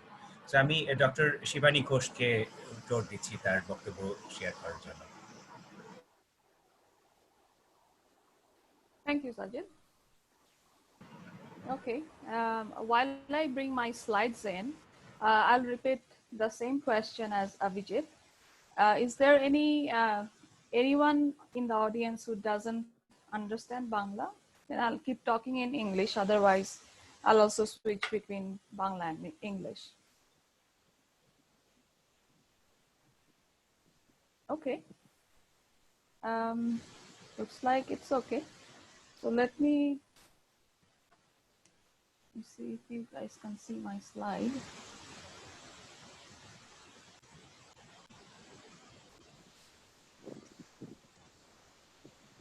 Can you see my slides all right? Yes, you need to go to the presentation view. Yeah, it's good. Okay. Thank you. Okay, so শুরু করার আগে আবারও আমি kind of একটা disclaimer দিয়ে নিচ্ছি, as Avijit did. এটা আমার completely personal presentation, and this has nothing to do with my current employment, especially at NREL, because of confidentiality issues. So this is mostly about my PhD research topic, and in general, what kind of research space we are currently working in. So with that, আমি এখানে গিয়ে শুরু করছি। সাজিদ, তোমাকে thank you for introducing me, কিন্তু আরেকটু kind of details বলছিলাম যে সাজিদ, অভিজিৎ, আমরা সবাই একসাথে ট্রিপলি থেকে পাস করেছিলাম 2009 বোর্ড থেকে। তারপরে আমি পিএইচডির জন্য ভার্জিনিয়া থেকে আসি। সেখান থেকে ডক্টর সাইফুর রহমানের সাথে পিএইচডি শেষ করলাম 2016-তে। তারপরে নিউ ইয়র্কে একটা স্টার্টআপে চাকরি করেছিলাম 1 বছরের মতো। তারপরে এসে ন্যাশনাল রিনিউয়েবল এনার্জি ল্যাবে জয়েন করলাম। সো এখানে 2.5 বছরের মতো আছি, কাজ করছি। আজকের টপে অবশ্য মোস্টলি আমি কথা বলবো যে what's this whole renewable energy research space, এবং আমার রিসার্চ ব্যাকগ্রাউন্ডটা কি, তোমার পিএইচডি রিসার্চ, এবং আমার যতটুকু নলেজ আছে চেষ্টা করব যতটা সম্ভব সবার জন্য অ্যাপ্লিকেবল রাখতে, সবাই যাতে বুঝতে পারে জিনিসগুলো। তো শুরু করার জন্য আমি আসলে মোস্টলি দ্য প্রেমিস, যেখানে কাজ করি সেটা নিয়ে কথা বলবো। তারপরে একটু ডিটেলস কথা বলবো যে আমার PhD research on solar photovoltaics and a little bit on battery energy storage systems. Okay. তো এটা আসলে kind of civil on the same vein যেটা অভিজিৎ বলছিল, যে আমরা যখন গ্রিডের কথা চিন্তা করি তখন আজকালকার যে গ্রিডটা বা আজকে গ্রিড যেদিকে যাচ্ছে তার আগের অবস্থাটা নিয়ে যদি একটু হিস্ট্রিটা নিয়ে কথা বলি, এখানে ট্র্যাডিশনালি গ্রিড সবসময় ছিল হচ্ছে 3টা বেসিক সেক্টরে বিভক্ত। এক, জেনারেশন, আর সেকেন্ডটা হচ্ছে জেনারেশন থেকে তোমার পাওয়ার, আপনাদের পাওয়ার গুলো যে লোড সেন্টারে আসতে হবে, ট্রান্সমিশন, এবং থার্ড হচ্ছে ডিস্ট্রিবিউশন, বা যেখানে most of the demands like মানুষজন যেখানে থাকে সেখানে। তো ভৌগোলিক ভাবে চিন্তা করলে জেনারেশন প্ল্যান্ট গুলি ধরেন একটু এমন কোথাও থাকে যেটা বড় জায়গা নিয়ে করা সম্ভব, তারপরে সেখান থেকে ইলেকট্রন ফ্লো করানোর জন্য এই ট্রান্সমিশন নেটওয়ার্কটার প্রয়োজন, সেখান দিয়ে পাওয়ার ফ্লোটা হচ্ছে, তারপরে এটা এসে শহরে গ্রামে যেখানে মানুষজন থাকে সেখানে বেসিক্যালি ডিস্ট্রিবিউটেড হয়ে যায়। সো এটা লাইক 50-100 বছর ধরে এরকমই ছিল এবং এরকমই আছে। যত লোক বাড়ছে তত আমাদের লোড বাড়ছে, ডিস্ট্রিবিউশনের যে সেক্টরটা আছে এখানে আরো বেশি বাসা বাড়ি অ্যাড হচ্ছে, বিল্ডিংস অ্যাড হচ্ছে, একই সাথে ওটাকে সাপ্লাই ব্যালেন্স করার জন্য আরো বেশি জেনারেশন প্ল্যান্টস অ্যাড করতে হচ্ছে, আরো বেশি ট্রান্সমিশন লাইনস অ্যাড করতে হচ্ছে। So that has been the way to grow. এইভাবেই জিনিসপত্র কাইন্ড অফ পরিবর্তন হয়ে আসতেছে। কিন্তু 90-এর দশকের শেষের দিক থেকে যেটা হলো সেটা হচ্ছে স্মার্ট গ্রিড নামক একটা কনসেপ্ট শুরু হলো, কারণ হচ্ছে দিস একমুখী প্রবাহ যেটা আমরা বলি এখানে, জেনারেশন, ট্রান্সমিশন, ডিস্ট্রিবিউশন, পাওয়ারটা জেনারেশন থেকে শুরু করে ডিস্ট্রিবিউশন পর্যন্ত ফ্লো করে, সেটা একটু একটু করে বদলে যেতে লাগলো। কিভাবে বদলালো সেটা হলো যে এক হচ্ছে প্রথমত জেনারেশন যেগুলি আছে সেগুলি আমরা সবাই জানি অনেকদিন ধরে এগুলি মোস্টলি গ্যাস ফায়ার ছিল বা কয়লায় চলতো। এমন ফসিল ফুয়েল ইউজ করার জন্য যেটা হচ্ছে সেটা হলো যে কার্বন ফুটপ্রিন্ট বেড়ে যাচ্ছে, এটা আমাদের ওভারঅল বিশ্বের পরিবেশের জন্য ভালো না। সো এই জন্য রিনিউয়েবলস এর প্রতি একটা জোর আসলো, এবং রিনিউয়েবলস এর ব্যাপারটা হলো যে রিনিউয়েবলস স্মল প্যাকেটে জেনারেশন সাপ্লাই করতে পারে। এখন আপনি যদি চান বাসায় আপনি একটা গ্যাস ফায়ার্ড প্ল্যান্ট বসাতে পারবেন না, হ্যাঁ আপনি একটা ডিজেল ইঞ্জিন বসাতে পারবেন এবং সেটা equally bad for the environment, but কিন্তু আপনি যদি চান আপনি চাইলে ছোট একটা সোলার প্ল্যান্ট বসাতে পারবেন, যদিও এটার একটা অনেক সময় লেগেছে definitely to come to this stage যে আপনি বাসার ছাদে একটা রুফটপ সোলার পিভি প্ল্যান্ট একটা সিস্টেম বসাতে পারবেন। বাট রিনিউয়েবল এবং এই টেকনোলজি গুলো খুব স্মল প্যাকেটে আসা শুরু করলো। তো এক্সকিউজ মি, সেটা যেটা করতেছে সেটা হলো যে ওভারঅল যেই ফ্লোটার কথা আমি বলতেছিলাম যে ওয়ান ডিরেকশনাল ইলেকট্রিসিটি ফ্লো, সেটাকে চেঞ্জ করতেছে। কারণ হলো যে যখন আপনি আপনার একটা সোলার ধরেন একটা বাসার ছাদে একটা সোলার সিস্টেম আছে, সেটা করে কি সে নিজে জেনারেশন করতেছে, সে এক ধরনের কাইন্ড অফ জেনারেশন। তারপর ধরেন আপনার এক ধরনের ব্যাটারি এনার্জি স্টোরেজ সিস্টেম আছে, তা আপনি একটা ব্যাটারিতে পাওয়ারটা কিছুক্ষণের জন্য স্টোর করে রাখতেছেন। আপনার ধরেন নর্মাল লোডের পাশাপাশি কিছু বড় বড় লোড আছে, যেমন হচ্ছে আপনার একটা ইলেকট্রিক কার, সেটা যদি থাকে। তো এরকম অনেক মডার্ন সায়েন্সের সাথে সাথে যে টেকনোলজি গুলি আসতেছে সেটা আসলে এই টোটাল ফ্লোটাকে হ্যাম্পার করতেছে।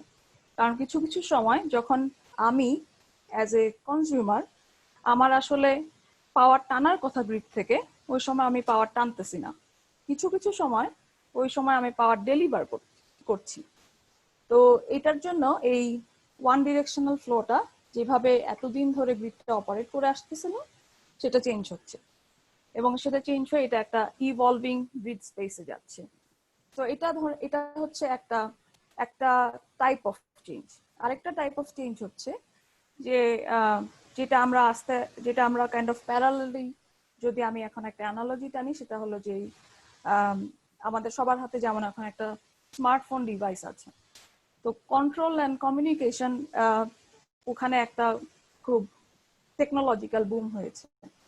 Same goes with the grid. তো এখন আমাদের সব ডিভাইসই একে অপরের সাথে কমিউনিকেট করতে পারে, এবং এটা একদিক থেকে দরকার, কারণ হচ্ছে এখানে প্রচুর ছোট ছোট ডিস্ট্রিবিউটেড অ্যাসেটস লাগছে এখানে, যেমন বলছিলাম সোলার বা ইলেকট্রিক কার, এবং এগুলো যেটা করছে সেটা হচ্ছে যে গ্রিডের যে অপারেশনটাকে হ্যাম্পার করছে সেটাকে আরেকটু বেটার ম্যানেজ করার জন্য এরা পাওয়ারের সাথে সাথে ডেটা বাইট মানে যে কমিউনিকেশন যেটা বলে সেটাও কাইন্ড অফ ফ্লো করানো শুরু করলো। তো ওটা দুইটাকে একসাথে যদি চিন্তা করেন তাহলে প্রথমে ছিল বেসিক্যালি যেটা বলছিলাম সেটা হলো একটা electricity layer, power system layer, কিন্তু অন টপ অফ দ্যাট এখন একটা নতুন লেয়ার অ্যাড হয়ে যাচ্ছে, সেটা হচ্ছে কন্ট্রোল বা কমিউনিকেশন লেয়ার, এবং এটা দরকার। তো সব মিলিয়ে গ্রিডটা এখন এমন ভাবে ইভলভ করছে যে এটা ট্র্যাডিশনাল পাওয়ার সিস্টেম সেন্স যেটা আমরা ধরেন বুয়েটে যে ধরনের পড়াশোনা করে আসছি সেখান থেকে একটুখানি চেঞ্জ হচ্ছে, একটুখানি না, ইনফ্যাক্ট আসলে অনেকখানি চেঞ্জ হচ্ছে। তো আমি যে এখানে কাজ করি সেটা হচ্ছে যে এই এভলিউশন অফ গ্রিডটাকে কিভাবে বেটার ম্যানেজ করা যায়, এবং কিভাবে এটা প্রথমত কনজিউমারকে যাতে এফেক্ট না করে। মানে আপনি অ্যাজ এ কনজিউমার ধরেন আপনি আপনার ছাদে সোলার লাগাতে চান, আপনি আপনার বাড়িতে একটা এনার্জি স্টোরেজ বসাতে চান, 10টা ইলেকট্রিক কার লাগাতে চান, যা খুশি তাই করতে পারেন। এটা মানে অ্যাজ এ কনজিউমার আপনার একটা স্বাধীনতা আছে, সেটা যাতে হ্যাম্পার না হয়, এক। দুই, আপনার গ্রিড তো একটা কাইন্ড অফ যে $1 মিলিয়ন মানে ওভাবে যদি বলি তাহলে খুবই এক্সপেন্সিভ একটা অ্যাসেট, যে আপনার ট্র্যাডিশনাল যে প্ল্যান্ট গুলো আছে, ট্রান্সমিশন লাইনস গুলো আছে, এগুলি এক্সিস্টিং ট্র্যাডিশনাল অ্যাসেটস এবং দে আর রিয়েলি এক্সপেন্সিভ। তো নতুন গ্রিডটা যাতে বা নতুন এই অ্যাডিশন গুলি যাতে গ্রিডের অপারেশনকে খুব বেশি হ্যাম্পার না করে, যাতে ধরেন যারা পাওয়ার প্রোভাইডার তাদের খরচটা বেড়ে যায়। এখন আমার একটা সোলার লাগানোর জন্য যদি ইউটিলিটি কোম্পানিকে দিয়ে সবকিছু চেঞ্জ করতে হয় তাহলে এটা কস্ট এফেক্টিভ না, তাহলে ওটা ওভাবে কাজ করবে না। সো এইখানে ওই দুইটা জিনিস, একটা হচ্ছে যে এই নতুন টেকনোলজিকে এক্সিস্টিং টেকনোলজির সাথে মার্জ করতে যাতে সুবিধা হয়, এবং কনজিউমাররা যাতে স্টিল এই মডার্ন আপকামিং টেকনোলজিগুলোকে ঠিকমতো অ্যাডপ্ট করতে পারে। So that's the whole research space that I work in. এবং এটা হচ্ছে আমরা বলি স্মার্ট গ্রিড বা এভলভিং গ্রিড স্পেসে জিনিসটাকে বেটার ম্যানেজ করা। তো আরেকটু কাইন্ড অফ ডিপে যাই এখানে, যেটা দিয়ে শুরু করছিলাম সেটা হচ্ছে জেনারেশন, ট্রান্সমিশন, ডিস্ট্রিবিউশন। প্রত্যেকটা সেক্টরে নিজেদের মতো করে চেঞ্জ হচ্ছে, কিন্তু আমি মোস্টলি ফোকাস করি বা আমার রিসার্চ যেটা আমি এতদিন ধরে করে আসছি সেটা হচ্ছে মোস্টলি ডিস্ট্রিবিউশন নেটওয়ার্কে, যে লোড সেন্টারগুলিতে কি হচ্ছে। এখন লোড সেন্টারগুলিতে যেটা আমি একটু আগে বলছিলাম সেটা হলো যে চেঞ্জটা মোস্টলি আসছে ফ্রম দিস আপকামিং টেকনোলজিস, এবং এই টেকনোলজিগুলোকে ঠিক বান্ডেল করতে যে টার্মটা খুব কমনলি ইউজ করা হয় সেটা হলো ডিস্ট্রিবিউটেড এনার্জি রিসোর্সেস। আপনারা যারা এই লাইনে কাজ করেন তাদের জন্য এটা খুবই কমন টার্ম, যারা করেন না তাদের জন্য একটু বলছি আর কি। সেটা হলো যে এক, এটা আপনি ডিস্ট্রিবিউশন নেটওয়ার্কে ট্র্যাডিশনালি জেনারেশন হওয়ার কথা না, but still in small packets কিছু কিছু জেনারেশন হতে পারে যেটা ডিস্ট্রিবিউশন নেটওয়ার্কে কানেক্ট করে। So those are called DGs or distributed generation. এটা এক ধরনের এনার্জি রিসোর্স যদি ভাবে চিন্তা করেন। আরেকটা হতে পারে যে আপনার একটা মাইক্রোগ্রিড আছে। মাইক্রোগ্রিড মানে হচ্ছে যে আপনি ধরেন আপনার একটা বিল্ডিং আছে, সেখানে কিছু লোড আছে, কিছু লোকাল জেনারেশন আছে। সো এটা যদি একসাথে প্যাক করেন তাহলে আপনি নিজের জেনারেশন দিয়ে নিজের লোডকে কিছুক্ষণ সাপ্লাই করতে পারেন। তো এটা একটা ছোট্ট মাইক্রো ফর্মে একটা গ্রিড হিসাবে আপনি বিহেভ করছেন। সো আপনি একটা মাইক্রোগ্রিড হতে পারেন। এটাও এক ধরনের ডিস্ট্রিবিউটেড এনার্জি রিসোর্স হতে পারে। আরেকটা হচ্ছে ডিমান্ড রেসপন্স এবং এনার্জি এফিসিয়েন্সি, যেটা নিয়ে আমার প্রিভিয়াস স্পিকার অভিজিৎ অনেকক্ষণ আপনাদেরকে জিনিসটা এক্সপ্লেইন করেছেন। সেটা হলো যে ডিমান্ড রেসপন্স মানে হচ্ছে যে লোডটাকে কিভাবে, লোডের আপনি যদি টাইম এক্সিসে লোডটা চিন্তা করেন তাহলে ওটাকে কিভাবে শিফট করলে ভালো হয়। আর এফিসিয়েন্সির ব্যাপারটা আমরা মোটামুটি সবাই জানি, সেটা হলো যে কিভাবে আমরা আরো নিজেদের এনার্জির কনজাম্পশনটাকে আরো এফিসিয়েন্টলি করতে পারি, নট অলওয়েজ কমানো, জাস্ট এফিসিয়েন্টলি, মোর এফিসিয়েন্টলি করা, লসেস গুলো কমানো। এবং লাস্টলি যেটা আরেকটা টার্মস এখন শুরু হয়েছে সেটা হলো এনার্জি স্টোর করা, যে আমার যখন লাগবে না তখন আমি এনার্জিটা স্টোর করলাম, পরবর্তীতে যখন আমার প্রয়োজন তখন আমি যাতে স্টোরড এনার্জিটা ইউজ করতে পারি। তো এই ফর্মস অফ এনার্জি স্টোরেজ। তো এখানে এরকম অনেকগুলো টেকনোলজি আছে এবং একসাথে এদেরকে বান্ডল করে ডিস্ট্রিবিউটেড এনার্জি রিসোর্সেস বলে, এবং দ্যাটস মাই রিসার্চ ফোকাস। ওকে, এটা দিয়ে আমি আসলে শুরু করি ধরেন সোলার নিয়ে কথা বলা, কারণ আমি আসলে my PhD research was mostly in solar PV area. তো সোলার নিয়ে কথা বলার আগে আমি ভাবছিলাম যে একটু গ্লোবাল পিকচারটা দেখলে সবার জন্য বুঝতে সুবিধা হবে। সেটা হলো যে কেন আমরা সোলার নিয়ে কাজ করছি বা সোলার নিয়ে কাজ করাটা কেন ইম্পর্টেন্ট। সো এখানে কিছু ট্রিভিয়া, কিছু স্ট্যাটিস্টিক্স আছে যে অন সোলার পিভি। যেমন লাস্ট ইয়ারে গ্লোবালি যদি বলি তাহলে পিভি ইনস্টলেশন রিচ করেছিল অ্যাবাউট 627 গিগাওয়াট, এবং তার আগের বছর থেকে 2018 থেকে এটা প্রায় ধরেন 4-5 গুণের মতো, যেটা ছিল 115 গিগাওয়াটের মতো 2018-তে। তো এটা আপনি চিন্তা করতে পারেন এক বছরে যদি আপনার এরকম 400-500% গ্রোথ হয় তাহলে this is a very trendy, if I মে, যে এটা একটা খুবই ট্রেন্ডি এরিয়া, যেখানে ইনভেস্টররা পয়সা ঢালতেছে, যেখানে পলিসি মেকাররা কাজ করতেছে, এবং এটার পুরা ড্রাইভিং রিজনটা হচ্ছে যে এক ডিকার্বনাইজেশন, জেনারেশন সেক্টরকে যতটা সম্ভব ডিকার্বনাইজ করা, প্লাস এটা একটা ন্যাচারাল ফর্ম অফ জেনারেশন যেটাকে আমরা ইউজ করতে পারি এখানে।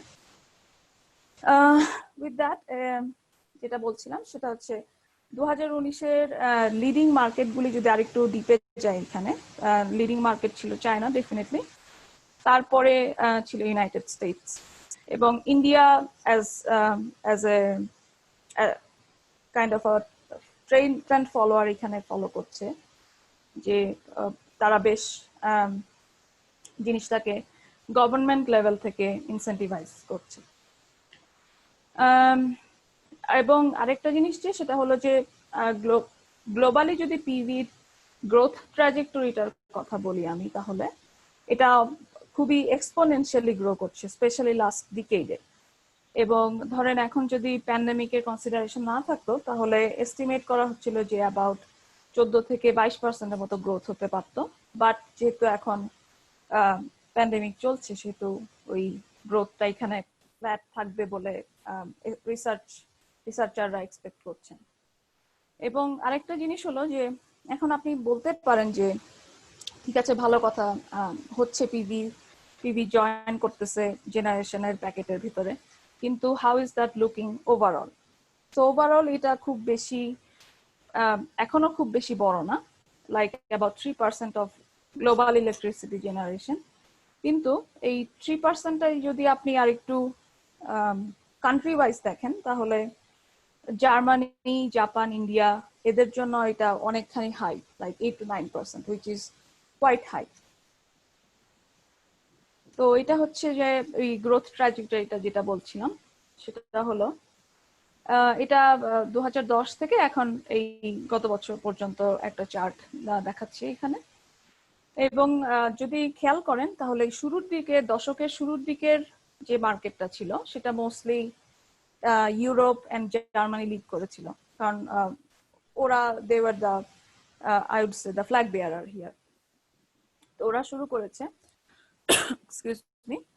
তারপরে আস্তে আস্তে আপনি কমলা অংশটা যেটা ইউনাইটেড স্টেটস, ওরা ওদের বুম করাটা শুরু করলো, এবং এখন এসে আসলে গ্রোথটা মোস্টলি হচ্ছে এশিয়ান মার্কেটে, স্পেশালি চায়না, জাপান, ইন্ডিয়া। এরা খুবই অ্যাগ্রেসিভলি পিভি ইনস্টল করে যাচ্ছে।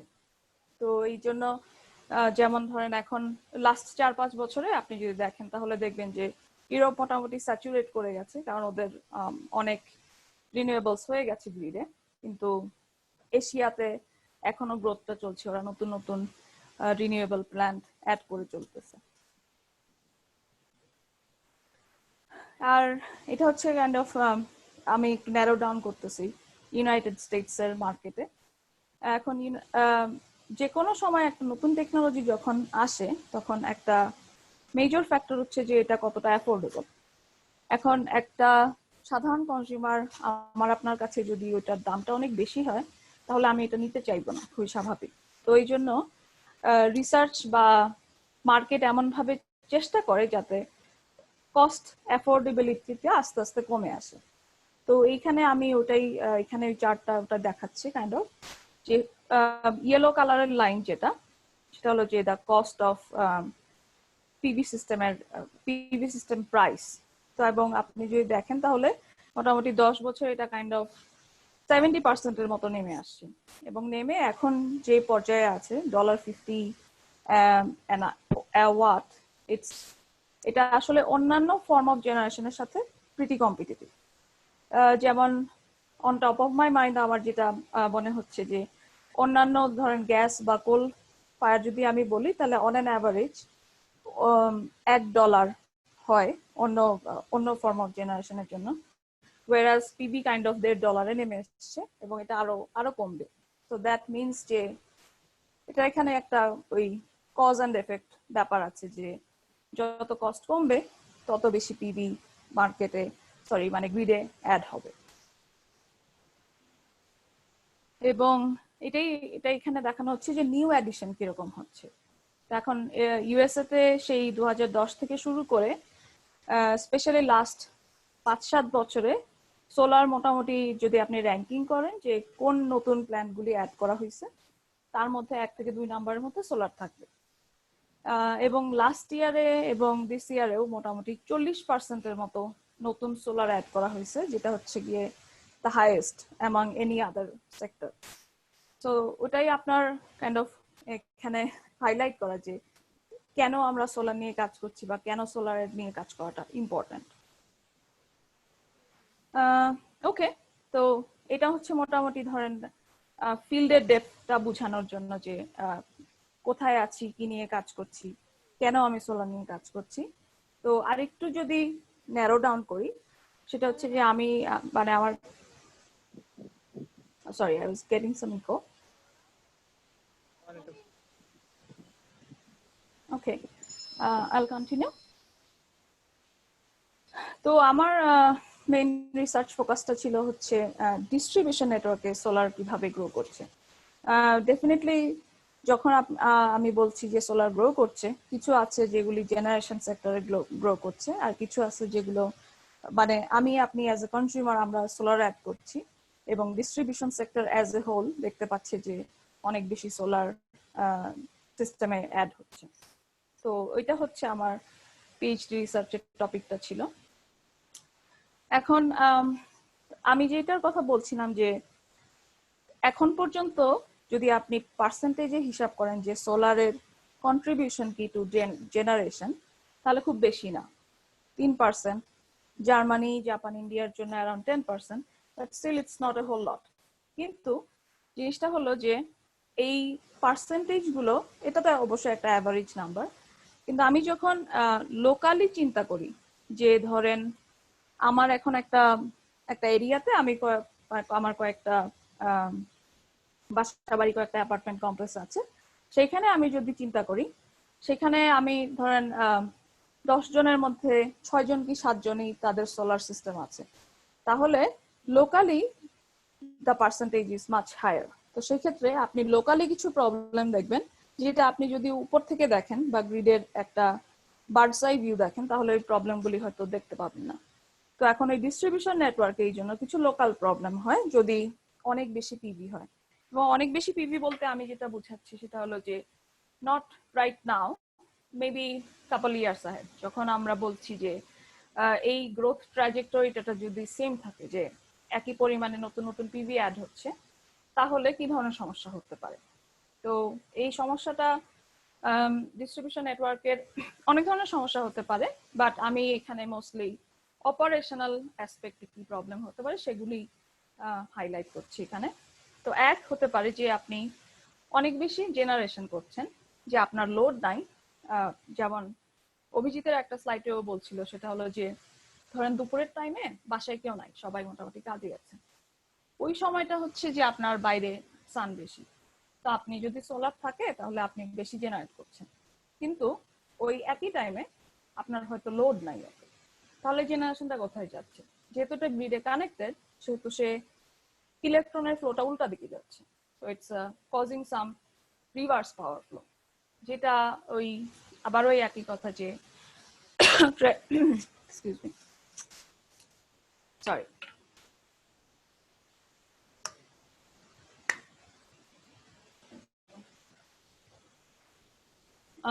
একমুখী পাওয়ার ফ্লোর কথা যেটা বলছিলাম, সেটার সাথে কাইন্ড অফ একটা উল্টা এফেক্ট করছে, যে আপনি পাওয়ারটা ফিড করতেছেন, যদিও আপনি একজন লোড, কিন্তু instead of consuming you are delivering to the grid. তো এটাতে যেটা হয় সেটা হলো যে গ্রিডে কিছু কিছু ডিভাইস থাকতে পারে যারা এটার জন্য প্রিপেয়ার্ড না। যেমন তাদেরকে ডিজাইন করা হয়েছে যে আপনার কিছু কিছু ধরনের রিলে থাকতে পারে যেগুলি just one way flow allow করে, এবং আপনি যদি রিভার্স ফ্লো করার চেষ্টা করেন তাহলে ওই ডিভাইসগুলি কাজ করবে না, তারা বন্ধ হয়ে যাবে, ট্রিপ করবে। এটা একটা হতে পারে। আরেকটা হচ্ছে যে আপনার গ্রিডের তো কিছু অপারেটিং কন্ডিশন থাকে, যেমন ভোল্টেজটা একটা রেঞ্জে থাকতে হয়, আপনার যে কারেন্টটা ফ্লো করছে সেই কারেন্ট ফ্লোটা একটা সার্টেন রেঞ্জে থাকতে হয়। যদি না থাকে তাহলে প্রথমত আপনার যে অ্যাপ্লায়েন্সগুলি আছে এগুলি অনেক ট্রাবল করতে পারে। যেমন যদি একটু কারেন্ট ফ্লো বেশি হয় তাহলে লাইন হিটেড হয়ে যেতে পারে, সেক্ষেত্রে লাইনগুলি ড্যামেজ হবে। তো এরকম অনেকগুলি সমস্যা হয়। যেমন একটা খুব কমন প্রবলেম হচ্ছে যে ভোল্টেজটা বেড়ে যাবে। এখন আপনি যদি লোড কনজিউম করতে থাকেন তাহলে আমরা জানি যে ওহমস ল হিসাবে ওভাবে বললে যে ভোল্টেজ কমবে, যত আপনি আপনার ডিমান্ড বাড়াবেন ভোল্টেজ কমতে থাকবে। কিন্তু ইন দিস কেস যেহেতু আপনি জেনারেশন অ্যাড করছেন সেহেতু আপনার ভোল্টেজ বাড়বে। আরেকটা জিনিস হলো সেটা হলো যে গ্যাস বা কোল ফায়ার প্ল্যান্টের একটা সুবিধা হচ্ছে কন্ট্রোলেবিলিটি। সেটা হচ্ছে আপনি কন্ট্রোল করতে পারেন আপনার কাইন্ড অফ ওই গ্যাসের চুলার মতো, যে আপনি কতটুকু ফ্লেম চান। কিন্তু যখন আমরা সোলারের কথা বলছি সেটা তো আসলে ঠিক ওভাবে কন্ট্রোল করা যায় না, কারণ হচ্ছে এটার একটা আনসার্টেনটি আছে। প্রথম কথা, কোনো মেঘ যাচ্ছে, হঠাৎ করে হয়তো সোলার জেনারেশনটা একটু ড্রপ করলো, এবং এটা একটা ভ্যারিয়েবিলিটি আছে, সেটা হলো যে সারাদিন সেম থাকবে না, দুপুরবেলায় হাই থাকবে, মেঘ গেলে কমে যাবে, মেঘ না থাকলে একটু বেশি হবে। সো এটার যে একটা ফ্লাকচুয়েশন আছে, ওই ফ্লাকচুয়েশনটা ইমিডিয়েটলি ট্রান্সলেট করে টু দ্য অপারেশন, যে ভোল্টেজ বাড়বে এবং ভোল্টেজের ফ্লাকচুয়েশন করবে। তো এই জিনিসগুলি কিছু প্রবলেম হয়। এবং আরেকটা হচ্ছে যে যেহেতু আপনি ভোল্টেজের ওখানে ভোল্টেজটাকে ইম্প্যাক্ট করতে পারছেন, সেহেতু ভোল্টেজ কন্ট্রোল ডিভাইস যারা আছে অলরেডি গ্রিডে, তারা যেটা করবে সেটা হলো যে তারা চেষ্টা করবে ভোল্টেজটাকে মেনটেন করতে একটা সার্টেন রেঞ্জের মধ্যে, এবং তাদেরকে বেশি বেশি কাজ করতে হবে। যদি ভোল্টেজ ফ্লাকচুয়েশন বেশি হয় তাহলে তাদেরকে বেশি সাইক্লিং করতে হবে যাতে ভোল্টেজ ঠিক থাকে। যদি ভোল্টেজ বাড়তির দিকে থাকে তাহলে তারা কমানোর চেষ্টা করবে, কিন্তু সবসময় সাকসেসফুল নাও হতে পারে। তো এই ধরনের এই মানে this are like list of the problems যেটা অপারেশনালি হতে পারে। এটা হলো যে আপনার, এখন আমি বলতেছি যে এই প্রবলেমগুলি এগুলি থিওরিটিক্যালি হতে পারে, কিন্তু যদি রিয়েল লাইফ এক্সাম্পল বলি তাহলে এই প্রবলেমগুলি অলরেডি ধরেন শুরু হয়ে গেছে। যদিও আমি বলছি যে হাই পিভি পেনিট্রেশন, যেটাতে 30% or 50% অফ পিক লোড পেনিট্রেশনের কথা বলছি, কিন্তু স্টিল মনে হতে পারে যে its way ahead in the future, কিন্তু আসলে এই প্রবলেমগুলি অলরেডি ধরেন স্টার্ট হয়ে গেছে। যেমন এখানে একটা এক্সাম্পল আমি দেখাচ্ছি, সেটা ক্যালিফোর্নিয়াতে, কারণ ইউএস এর ভিতরে আসলে California has been the leading state renewable add করার ব্যাপারে এবং গ্রিড মডার্নাইজেশনের অ্যাসপেক্টটা যদি চিন্তা করি, তাহলে ক্যালিফোর্নিয়াতে এখানে একটা পিজিএনই এর একটা ফিডারের এক্সাম্পল দেখানো হচ্ছে। তো একটু কাইন্ড অফ ডিপে চলে যাচ্ছি, বাট ইটস ইম্পর্টেন্ট হিয়ার। ধরেন এই ব্লু ডট গুলি যেগুলি আছে এগুলি হচ্ছে মেজার্ড ভোল্টেজ দেখানো হচ্ছে একটা কনজিউমারের এন্ডে, এবং রেড ডট গুলি যেগুলি আছে সেগুলি হচ্ছে যে উইথ পিভি, মানে পিভি কনসিডার করলাম। এবং আপনারা দেখতে পাচ্ছেন যে কিছু কিছু ভোল্টেজ এখানে উপরের দিকে যাচ্ছে। এবং জাস্ট ফর ক্লারিফিকেশন, এখানের ভোল্টেজের লিমিটটা যেটা করা হয় সেটা হলো যে ±5%-এর মধ্যে রাখা হয়, যে 100% রেটেড ভোল্টেজ, তারপরে তার উপরে ±5%-এর মধ্যে থাকলে ঠিক আছে। কিন্তু এখানে আপনার দেখা যাচ্ছে যে সোলারের কারণে ভোল্টেজটা উপরের দিকে চলে যাচ্ছে, which means যে এটা, এবং এটা 2015 এর ডেটা, অলরেডি এই ওভার ভোল্টেজ প্রবলেমগুলি এগুলি গ্রিড ফেস করতেছে। তারপরে এটা হলো আপনার সিমিলার কাইন্ড অফ উদাহরণ, যে ভোল্টেজ কন্ট্রোল ডিভাইস তাদেরকে বেশি বেশি কাজ করতে হচ্ছে। ইন্টারেস্ট অফ টাইম আমি এখানে একটু কম কথা বলে আসলে বেসিক্যালি প্রবলেমে চলে যাই। হ্যাঁ, তো এখানে প্রবলেমগুলি কাইন্ড অফ অ্যাড্রেস করা হচ্ছে, যেটা আমি এতক্ষণ বলছিলাম। প্রথম প্রবলেমটা আসতেছে ভ্যারিয়েবিলিটি অ্যান্ড আনসার্টেনটি থেকে। তারপরে যেটা আসে সেটা হলো অপারেশনাল প্রবলেমগুলি, যেমন ওভার ভোল্টেজ এবং এক্সিস্টিং কন্ট্রোল ডিভাইসের যে তাদেরকে যে ওভারওয়ার্ক করতে হচ্ছে।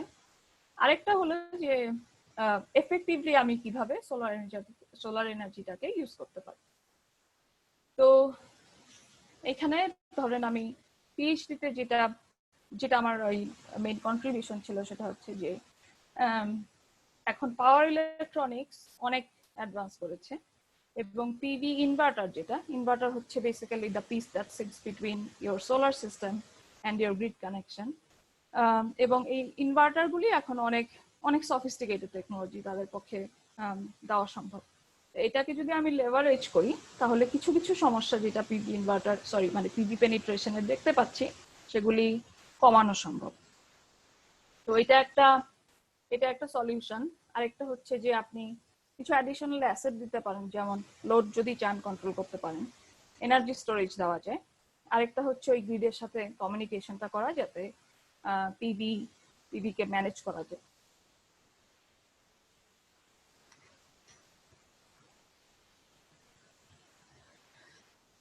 ওকে, সো এখানে এই সলিউশন ম্যাপের কিছু হাইলাইটস আছে। আমি in the interest of time আসলে আমি এখানে অত বেশি টাইম স্পেন্ড না করে পরে চলে যাচ্ছি।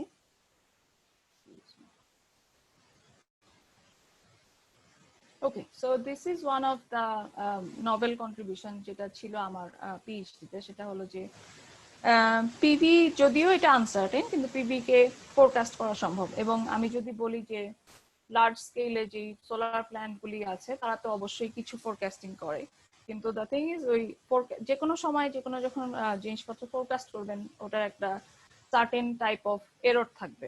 তো দ্য ড্রাইভ ইজ যে আপনি কিভাবে এররটা কমাবেন, ফোরকাস্টিং টেকনোলজিটা কিভাবে বেটার করতে পারেন। তো এটা আমি যেটা প্রপোজ করেছিলাম সেটা হচ্ছে একটা হাইব্রিড ফোরকাস্টিং টেকনিক, যেটা আপনার একটা পিভির যে ফিজিক্সটা আছে সেটাকে কনসিডার করে, প্লাস কিছু ওই statistical method like recursive Kalman filtering method এটাকে লেভারেজ করে, এবং এটাকে একসাথে করলে একটা বেটার ফোরকাস্টিং টেকনিক বের করা সম্ভব। তো ওটাকে যাতে দিয়ে আমরা পিভি কন্ট্রোল করতে পারি। Again, going little bit into the technical details here. ওকে, আমি এখানে রেজাল্টে চলে যাই, তাহলে আসলে বুঝতে সুবিধা হবে। প্রথমে এই বটম গ্রাফটা থেকে শুরু করি। বটম গ্রাফটা আসলে এটা ওই ভোল্টেজের গ্রাফ, যেটা আমি বলছিলাম সেটা হচ্ছে যে ধরেন 105%, which is 1.05 here, that will be the boundary যতটুকুকে আমরা অ্যাকসেপ্টেবল ভোল্টেজ লিমিট বলতে পারি। এবং যখন আমার কোনো পিভির কোনো কন্ট্রোলার আমি ইন্ট্রোডিউস করছি না, জাস্ট পিভি আছে, সে তার নিজের কাজ করে যাচ্ছে, তখন সে ওভার ভোল্টেজ ক্রিয়েট করতেছে এখানে। কিন্তু আমি যখন এই আমার প্রপোজড কন্ট্রোল অ্যালগোরিদমটাকে এমপ্লয় করছি তখন দেখা যাচ্ছে যে এটা ভোল্টেজটাকে সুন্দরভাবে ওই রেঞ্জের মধ্যে মেইনটেইন করতে পারতেছে। এবং এখানে ওই জেনারেটেড পিভি প্রোফাইলটা আছে প্লাস ফোরকাস্টেড প্রোফাইলটা আছে and all.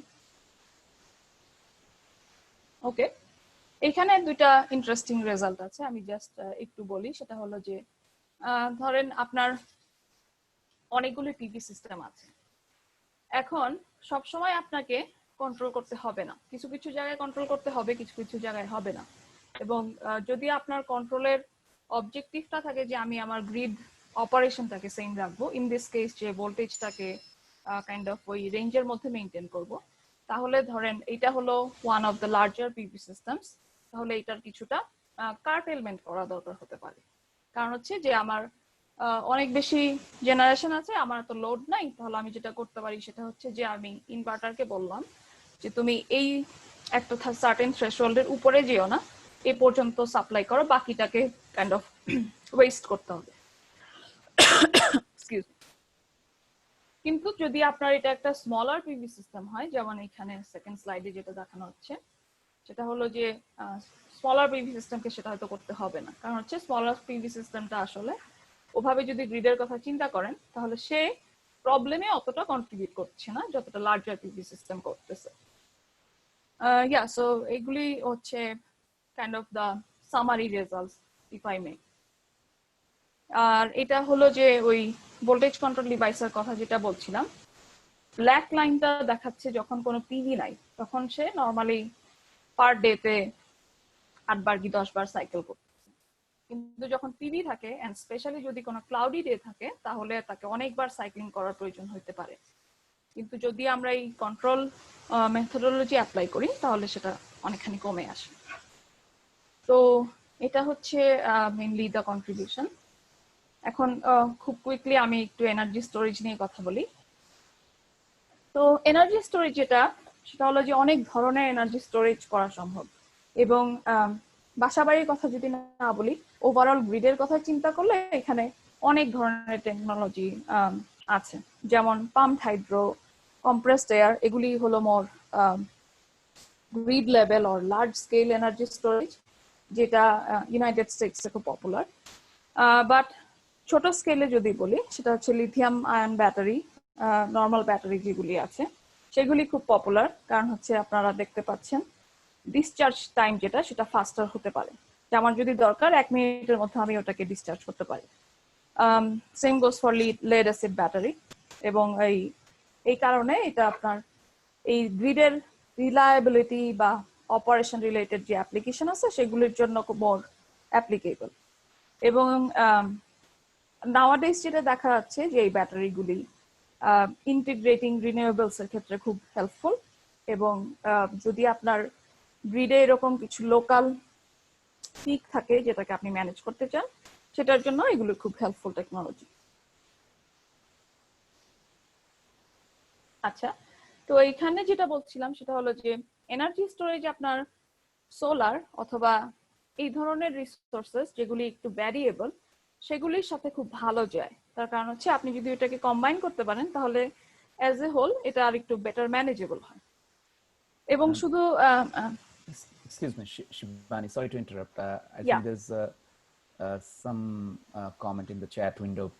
Probably there's someone in the audience who would prefer it to be continued in English. So sorry to interrupt. Okay. Thanks. Sure. Sorry, I didn't notice that.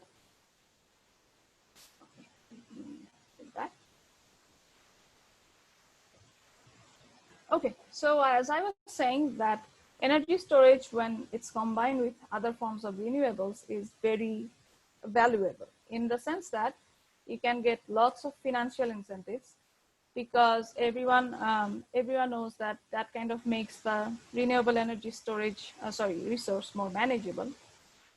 And another thing is this curtailment that I was referring to, especially for the PV system. If you have an energy storage, you can actually store that excess energy and use it later.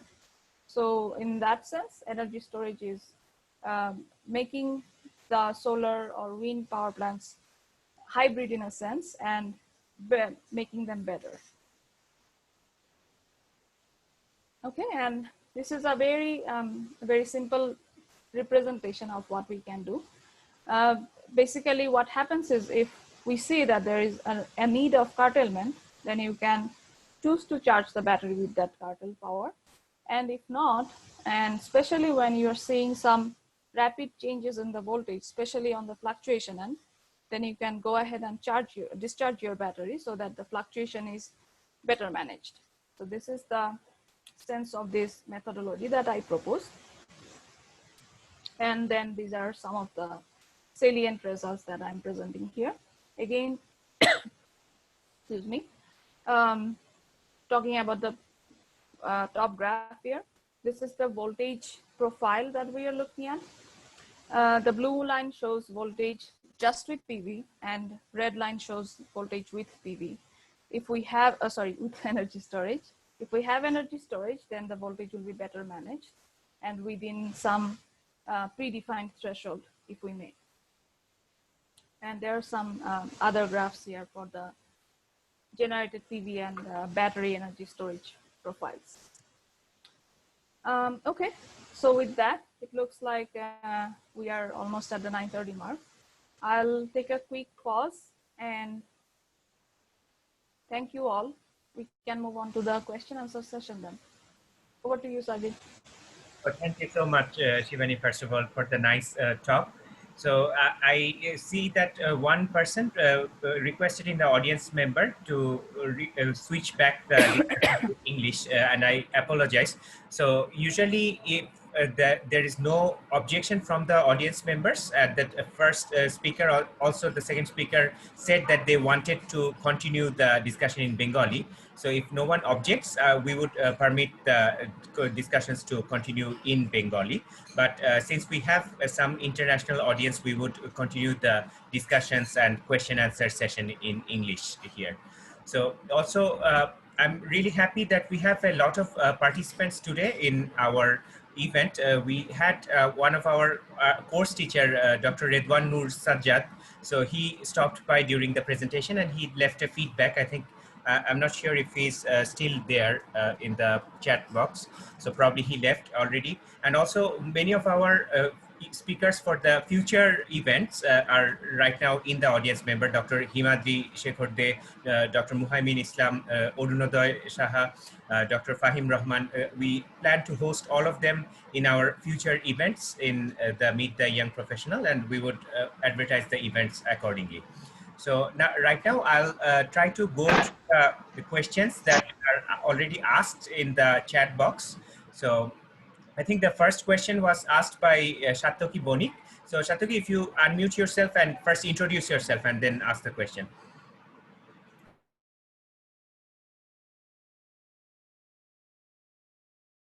Probably he's disconnected at the moment. Okay, let me go ahead and read the question on his behalf. And he's the current chair of the IEEE Buet student branch. So his question is, do learning and working with building EMOSS, the billing management software that Avijit spoke about, require hardware support? Like, do I have to have smart devices connected in my home in order to use it? Or can I just simulate the grid response of the building with various devices in the software? So Avijit, if you could answer it. Sure. Thanks, Sajid, and thank you, Satiki, for the question. So yes, ideally, the whole concept of BMOS and the whole application of BMOS is that you will be installing it in a real building with real smart devices, integrate them with BMOS, and then that's how it controls the different devices and is able to participate in demand response.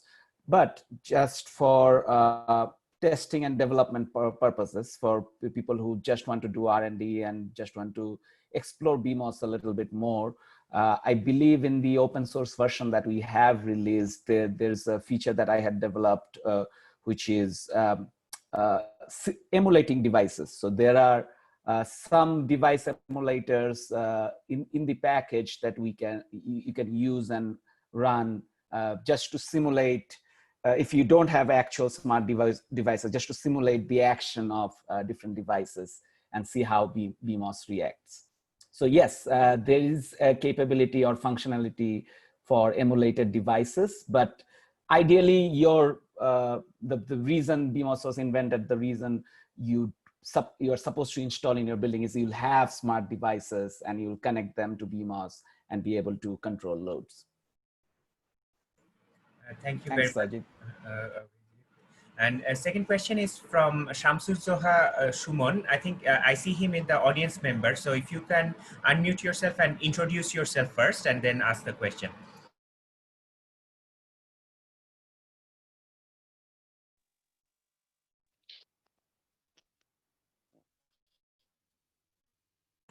Hello. Hello everybody. I am Mohammed Shams. First of all, thank you. Hello everybody. I am Mohammed Shamsuddin Shumon. I am a student of Prime University, Department of Electrical and Electronic Engineering, and I am a student of second year of this university. So I enjoyed well of this program. তো আমি বাংলায় বলি, আসলে আমার প্রশ্নটি হলো, প্রথমে ধন্যবাদ জানাচ্ছি ডক্টর শিবানী ঘোষ ম্যাডামকে, যে আমাদের যে মাইক্রো গ্রিডের কথা যে উনি বললেন, মাইক্রো গ্রিডস মানে আমাদের রিনিউয়েবল এনার্জির ক্ষেত্রে। সো আমরা যদি আমাদের নিজের বাসা বাড়িতে এটি মানে মেকিং তৈরি করার চেষ্টা করি, সেটা যদি বাংলাদেশের ক্ষেত্রে হয়, তো আমাদের কি কি দিক মাথায় রাখতে হবে এবং বাংলাদেশের ক্ষেত্রে খরচটাই বা কেমন হবে, এই বিষয়ে যদি ম্যাডাম একটু বলতেন। And thank you, madam, for your excellency, Dr. Shibani Ghosh. Thank you. খুব ভালো প্রশ্ন। I'll continue the rest in English because of our audience numbers. So in Bangladesh, as far as I know, it's still a very growing area, especially microgrid formation, and as you were saying, residential microgrid. For once, that I can see is the drive towards having more and more affordable solar or other forms of generation.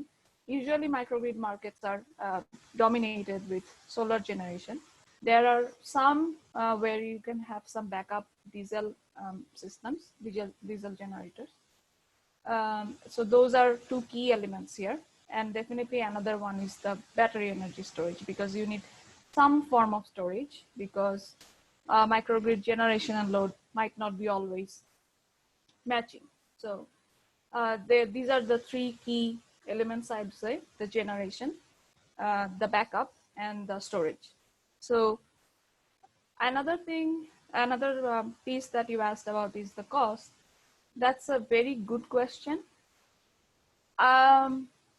PV or storage, I think still they are very not that cost competitive or cost effective as of now, but there is a clear trend there that definitely the costs are coming down. Affordability wise, maybe it's still better if you consider a commercial scale. Like if you have a large commercial or office building, then they can probably afford those. But for residential apartment complex, you might need to scale up to make this cost effective. Exactly how much money it would you'd need, that's a very niche topic, I would say. And I think you can probably have more help researchers in Bangladesh, like our good friend Sajid here, or the professors in Buet, and they can give you more focused response on the costs. Thanks. Thank you very much. And I think if you're really interested in it, I can get you in contact with some of the professors who actively work on microgrid related problems. It's not directly related to my research area, but please feel free to get in touch with me, and then I can forward your question to them. The next question is from Abdullahil Muhaimin. He's also in the audience list. I would like him to introduce and ask the question.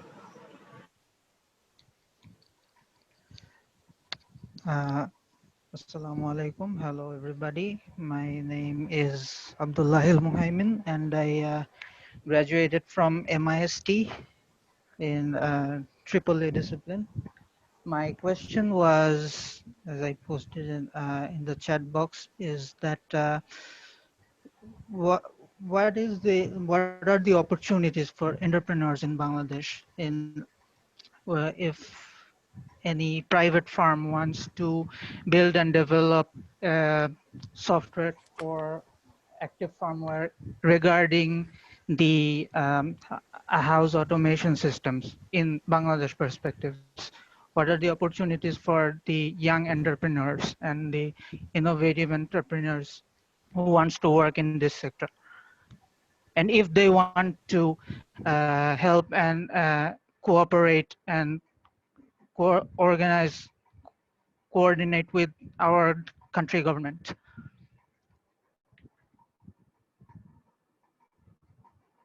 Thank you.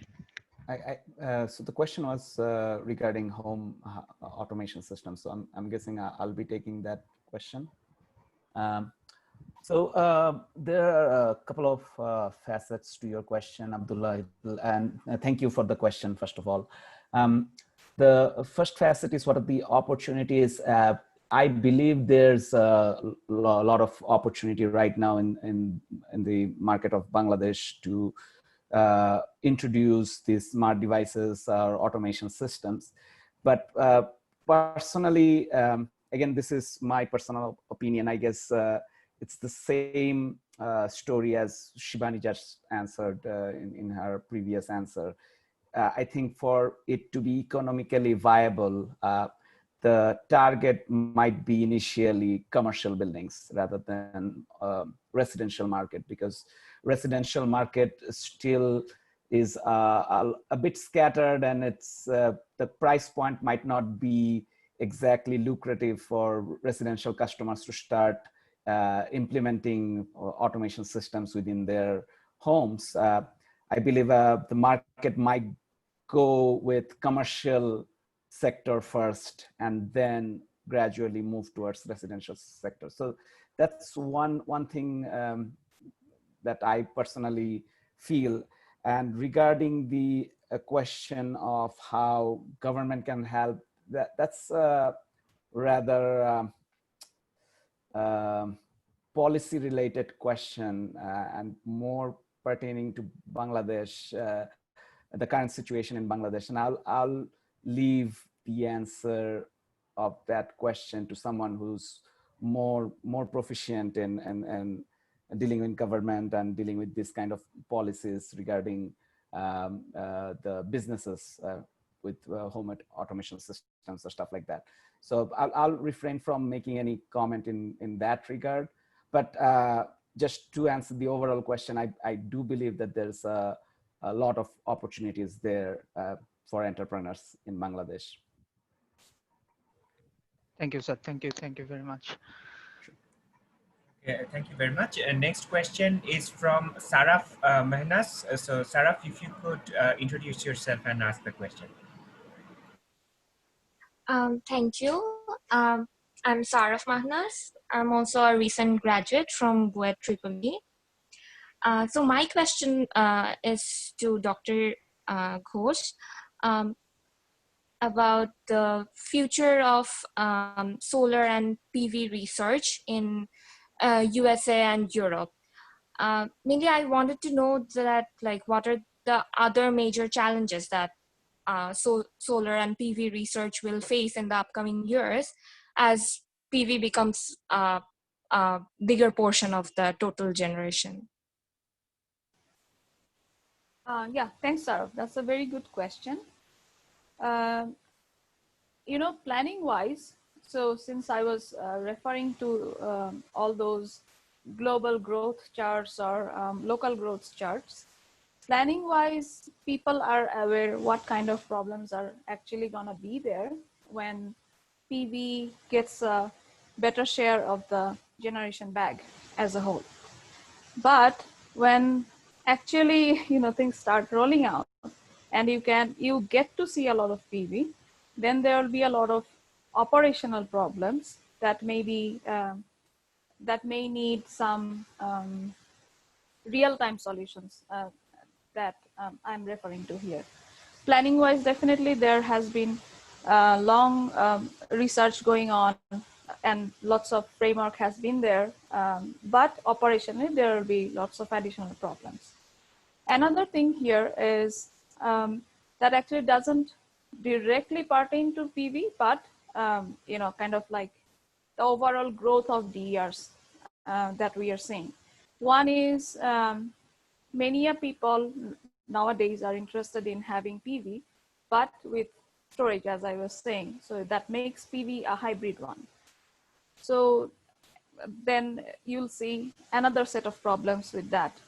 So that's another research area that I see 5 years ahead will be an interesting one. Another thing is there are other growths like electric vehicles, which is changing the load shape or load pattern. And that's kind of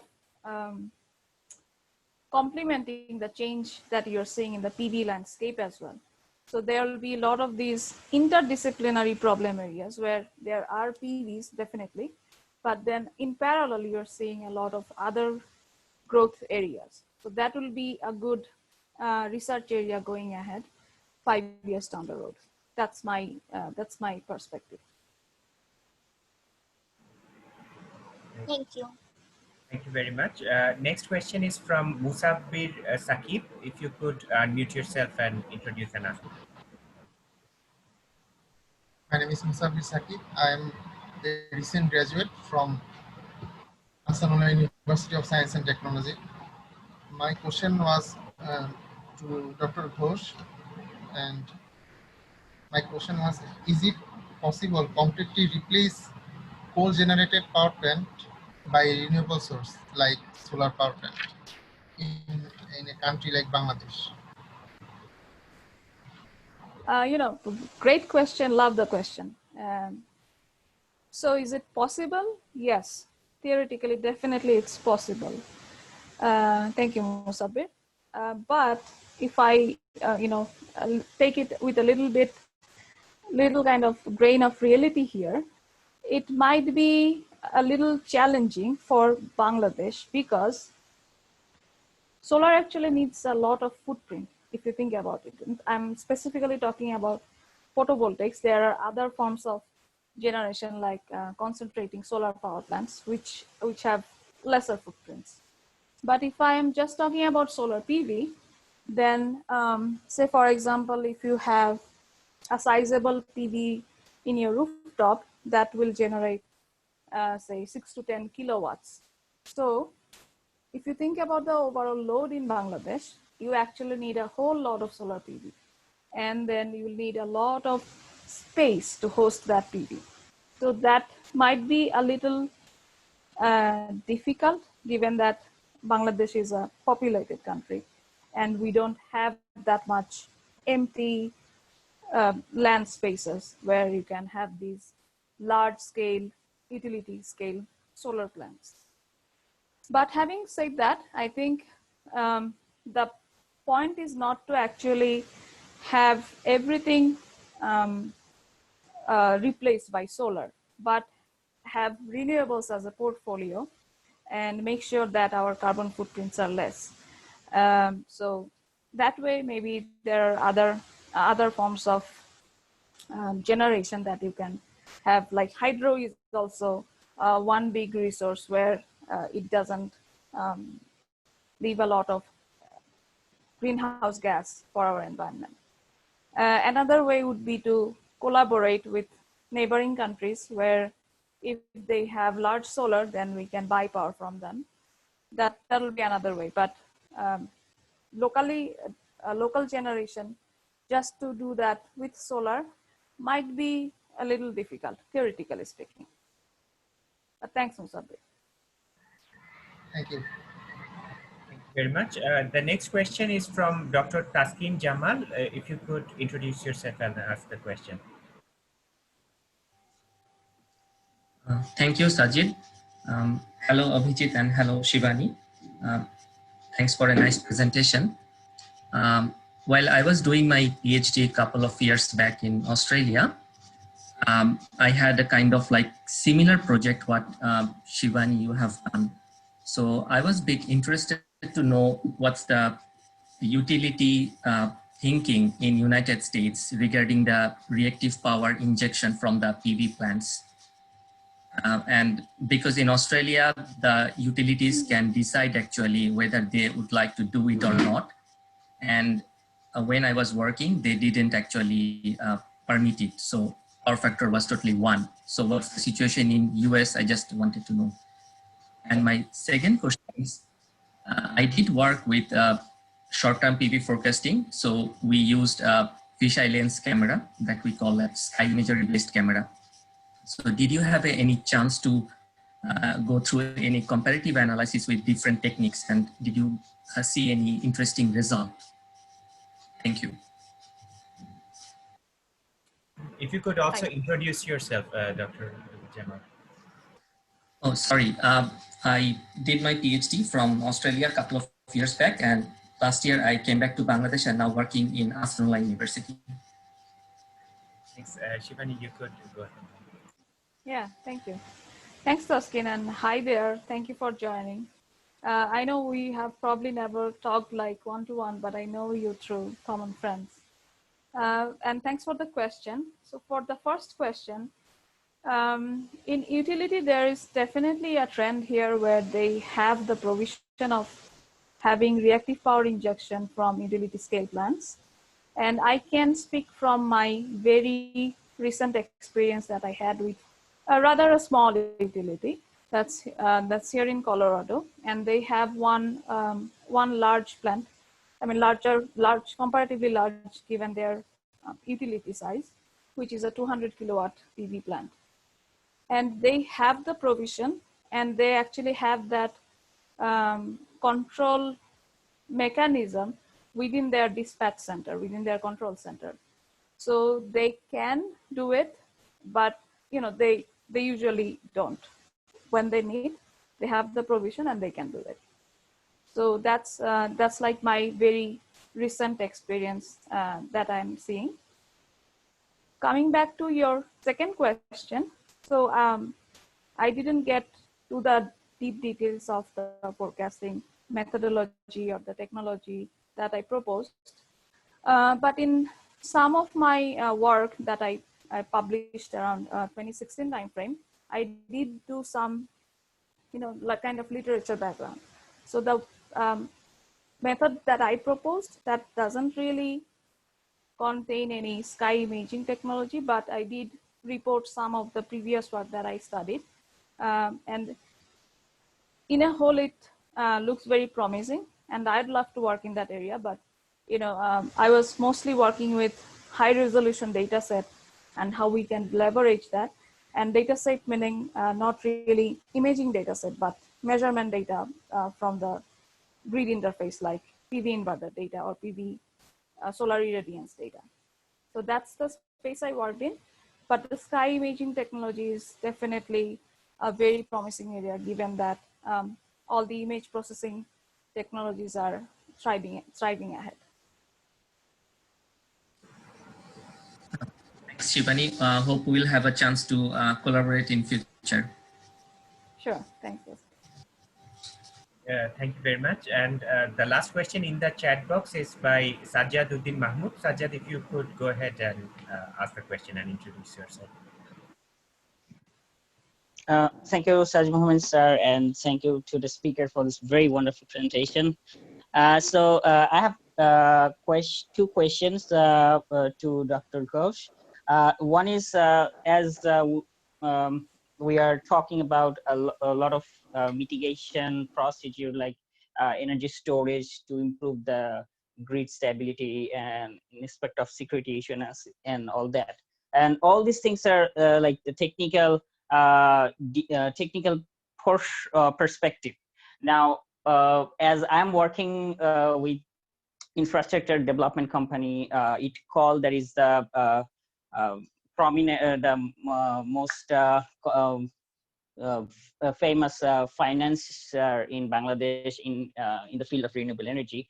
So the thing is, when we try to implement those technical solution, the cost is an issue. So is there economic analysis are also done in parallel to resolve all these technical issues? And the second question is in general. That is, I've recently learned that from a TED talk actually, that we are developing renewable energy worldwide to save the environment. Then again, say for wind, it also kills the birds. For large scale of solar power plant, it wiped entire area and affect the environment as well. So the question is, are we really saving the environment through renewable energy, or are we going to destroy it more? Thank you very much. And just to let you know that Sajjad very recently successfully defended his master's thesis in the Department of EEE Buet. So congratulations to you for successfully defending it. Thank you, sir. And also, my master thesis is on the economic analysis of in the field of high wind power penetration and how to develop the system strength in that scenario.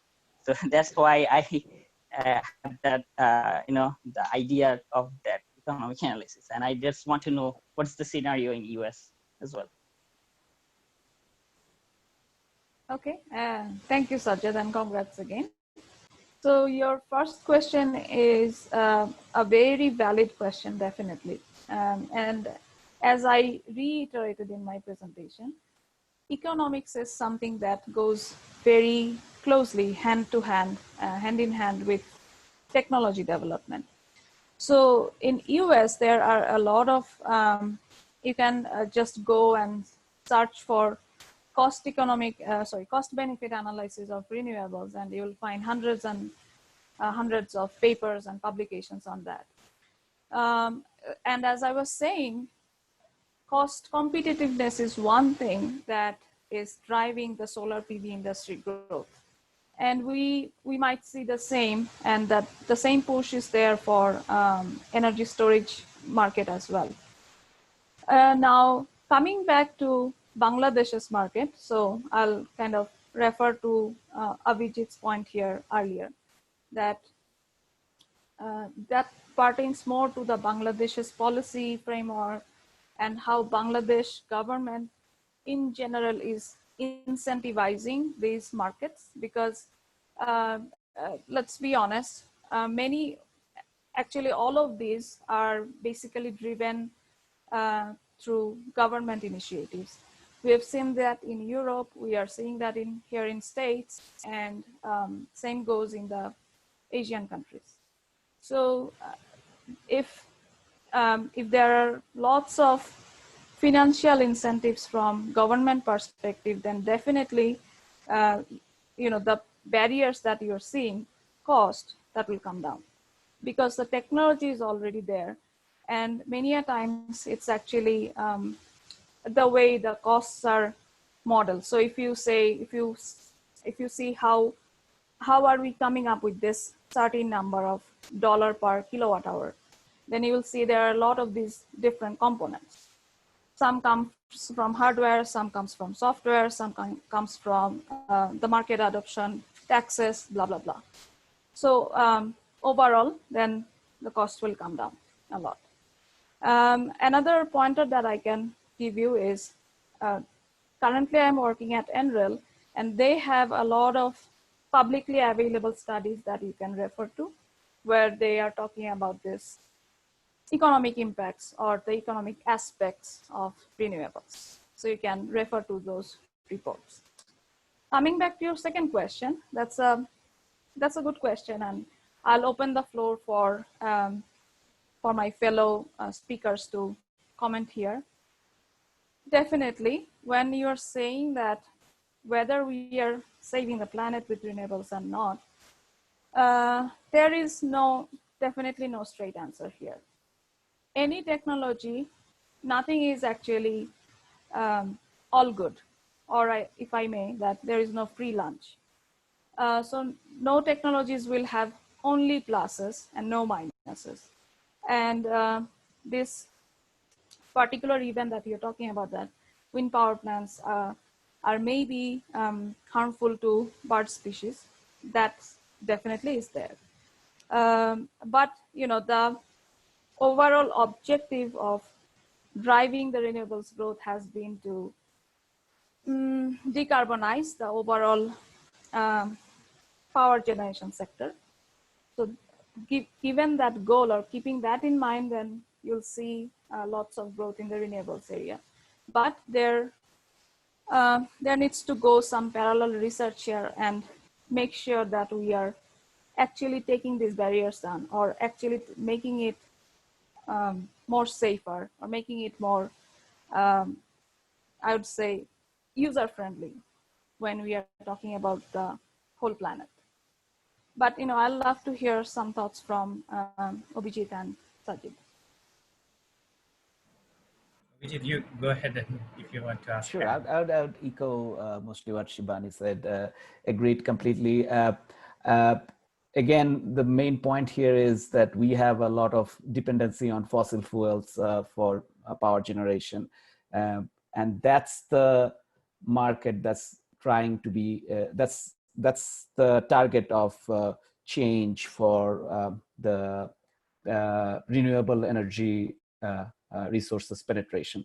So that has a direct correlation with the greenhouse emissions that is usually associated with the fossil fuel consumption in power generation. So that's one thing where you're saving the environment to some extent. And another thing is, like the word says, it's renewable. So the energy source is renewable. Wind and solar, we get that for free. All we are investing on is the infrastructure to utilize that energy. So that's not necessarily renewable. You have to keep maintaining, you have to keep changing things, but that's also in the fossil fuel industry as well. There's no difference. You'll have to keep maintaining infrastructure. You'll have to keep developing new infrastructure. But the essence is that the energy source itself is renewable. It's not something that has a limited clock that is going to be done and dusted. And the major impact on greenhouse emission is what's kind of the reason behind the statement that renewable energy is good for the environment. There are other issues like you mentioned, Sajjad, and those are definitely there, but I feel that they kind of pale in comparison with the benefits that we get out of renewable energy. Sajid, you can comment if you want. I think, yeah, a major problem with, I think, Bangladeshi power grid, once again, I'm not an expert on renewable energy or power sector, just I did, was involved in a few consultancy one related to that. I think the major problem is regarding Bangladesh part is majority of the peaking power, it still has to be backed up with fossil fuel. Maybe with the nuclear power plant of Rupur, they could, mitigate some of the peak load with that. But at the moment, it's very difficult to just balance out, since our grid is small, it's very difficult to completely go fully renewable at this moment. But hopefully, I don't know, like with more efficient grids or like microgrids, it might be possible in the future. So that's one thing. I actually have a question to Avijit. Regarding the smart grid concept, so how much emphasis is given on the security of the grid? So, we all know like the hacking implications. So data gets stolen, or some personal details get stolen. But if the power grid gets hacked, it might be really dangerous, right? So like you can bring a generator to halt, or like short circuit if like false data is being sent from to the grid. So it might have disastrous impact. So how is that being mitigated? Great question, Sajid. Thanks. And this is definitely one of the core emphasis of current research in US. Cybersecurity is a very trending field. a lot of funding being invested in this area, a lot of researchers coming in this particular area. I personally have some publications and work in this area. The idea here is, like you mentioned, so let me get this straight regarding something about cybersecurity. There's the automation component of things where you make things inherently secure by how you design the network, how you design the different points of entry to infiltrate the system. That's one aspect of it. And another aspect is the human part. And in many cases, the cybersecurity issues arise from a combination of both. So it's not just developing the technology itself, but it's also developing the awareness within the people involved, within the human in the loop, in the systems, who are also partly responsible in making sure that the access points or the entry points are properly closed off or prevented. There's nothing called 100% security. It's if you go through the basic things like encryption and things like how you hack into systems, it's a matter of rather time and computational resource. Any system can be hacked, so to say, but how difficult you can make a system to be attacked is the idea of how you improve your cybersecurity measures, right? So a simple example, I'm not going into the power sector specifically, like for personal privacy and security. A simple example is just by making your password longer with less dictionary words in your password, immediately increases your probability of not being hacked into the system, because the way they compute the hashes of the password and try to trigger the system and getting a password, the hash itself becomes difficult to reverse engineer as your password length gets longer. It's a very simple example, but it gives you an idea of how human pieces are equally relevant as the technology pieces for ensuring cybersecurity. In the power sector and also in the building sector, it's an increasing field of interest, increasing interest in this field. There's a lot of interest in this field, and we are trying to make sure that the communication technologies and protocols that we use, the way systems are designed, and the way there's interaction with the outside world, the way you send data like through internet to cloud, the way you store data and the way you transfer data between the different devices. There's a lot of pieces that there's a lot of advances in the technology right now, which you can implement to further secure your data and make sure those are private. You can have access control, you can have specific algorithms running in the back end which detect anomalous responses from the system, which also detect foreign entities that are not supposed to be there in the network. So these are things that you can already implement, which kind of strengthens the system a little bit and makes it more resilient to attacks. And this is an ongoing field of research. There's lots and lots of things that are coming out. End-to-end encryption is a must. Every data you send from one point to another throughout the path has to be totally encrypted. And there's a lot of other things which are there. But yes, it's a growing concern. It's United States is investing a lot of money in cybersecurity, and it's definitely one of the major areas of research. Thank you so much for the nice answer. I would like to invite everyone to turn on your webcams. We want to take a group photo. And while you do that, I would like to quickly share my screen. And we want to present certificates to our speakers. And since this is a virtual event, we would be presenting the certificates virtually. So this is for Dr. Avijit Saha. So this is the certificate we really thank him to to become a speaker in our Meet the Young Professional event. And also, let me share again. This is for Dr. Shibani Ghosh, who's a speaker in our event, and we gratefully acknowledge it. We would send the certificates to the speakers by email. So, thank you, Sajid. if you Thank could, you, Sajid. you're welcome. Just a quick thing before I know that we are towards the end of our session. Mm-hmm. So I want to draw everyone's attention here, given that almost every one of us are IEEE members. So Avijit and I, we are both students of Dr. Saifur Rahman from our PhD life. And there is an annual president-elect for 2021 that's going on where he is one of the candidates. So if you all can please vote for him, that'd be really great. He's one of the representatives from Bangladesh, very few people up there in the IEEE ladder, and we'd love to see him in the IEEE president position. Thank you so much, Shibani, for mentioning this. And actually, yes, he is indeed a Bangladeshi candidate, and we were really proud of him.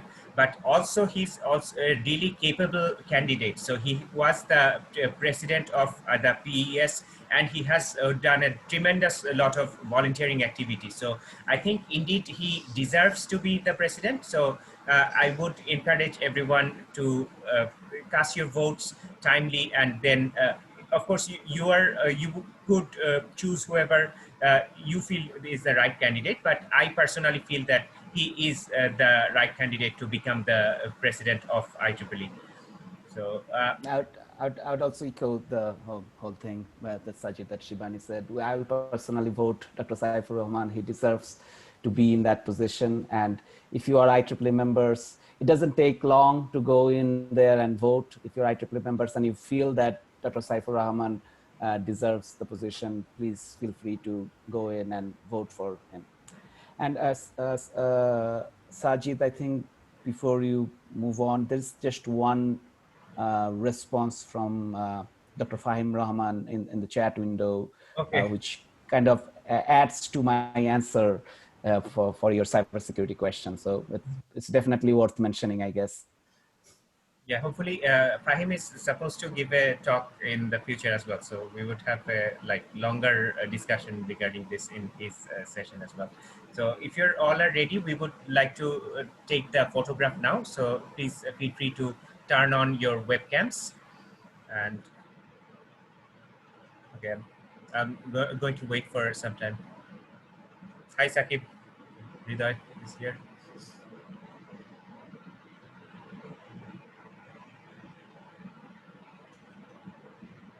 Okay, let me take the photo. 3, 2, 1.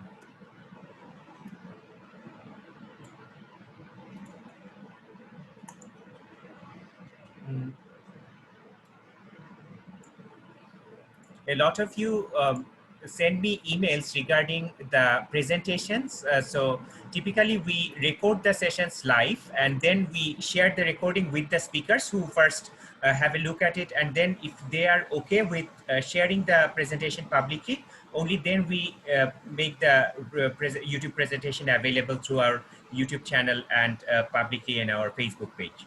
So I would like to again thank all the audience members for staying with us for 2 hours. All the international participants who came here, we apologize that some of you joined later, and then we had to switch the presentation from English to Bengali. And especially I would like to thank both Dr. Avijit Saha and Dr. Shibani Ghosh for taking their time for doing these wonderful presentations for our graduate students and young professionals. So thank you so much. And thank you, Sajid, for organizing this. It's a pleasure. Thanks, Sajid. Thank you. It was my pleasure to host you guys, and hopefully you are always welcome to join in any of our future Meet the Young Professional events, and hopefully we'll see you again. So with this, I would like to conclude this presentation. Thank you.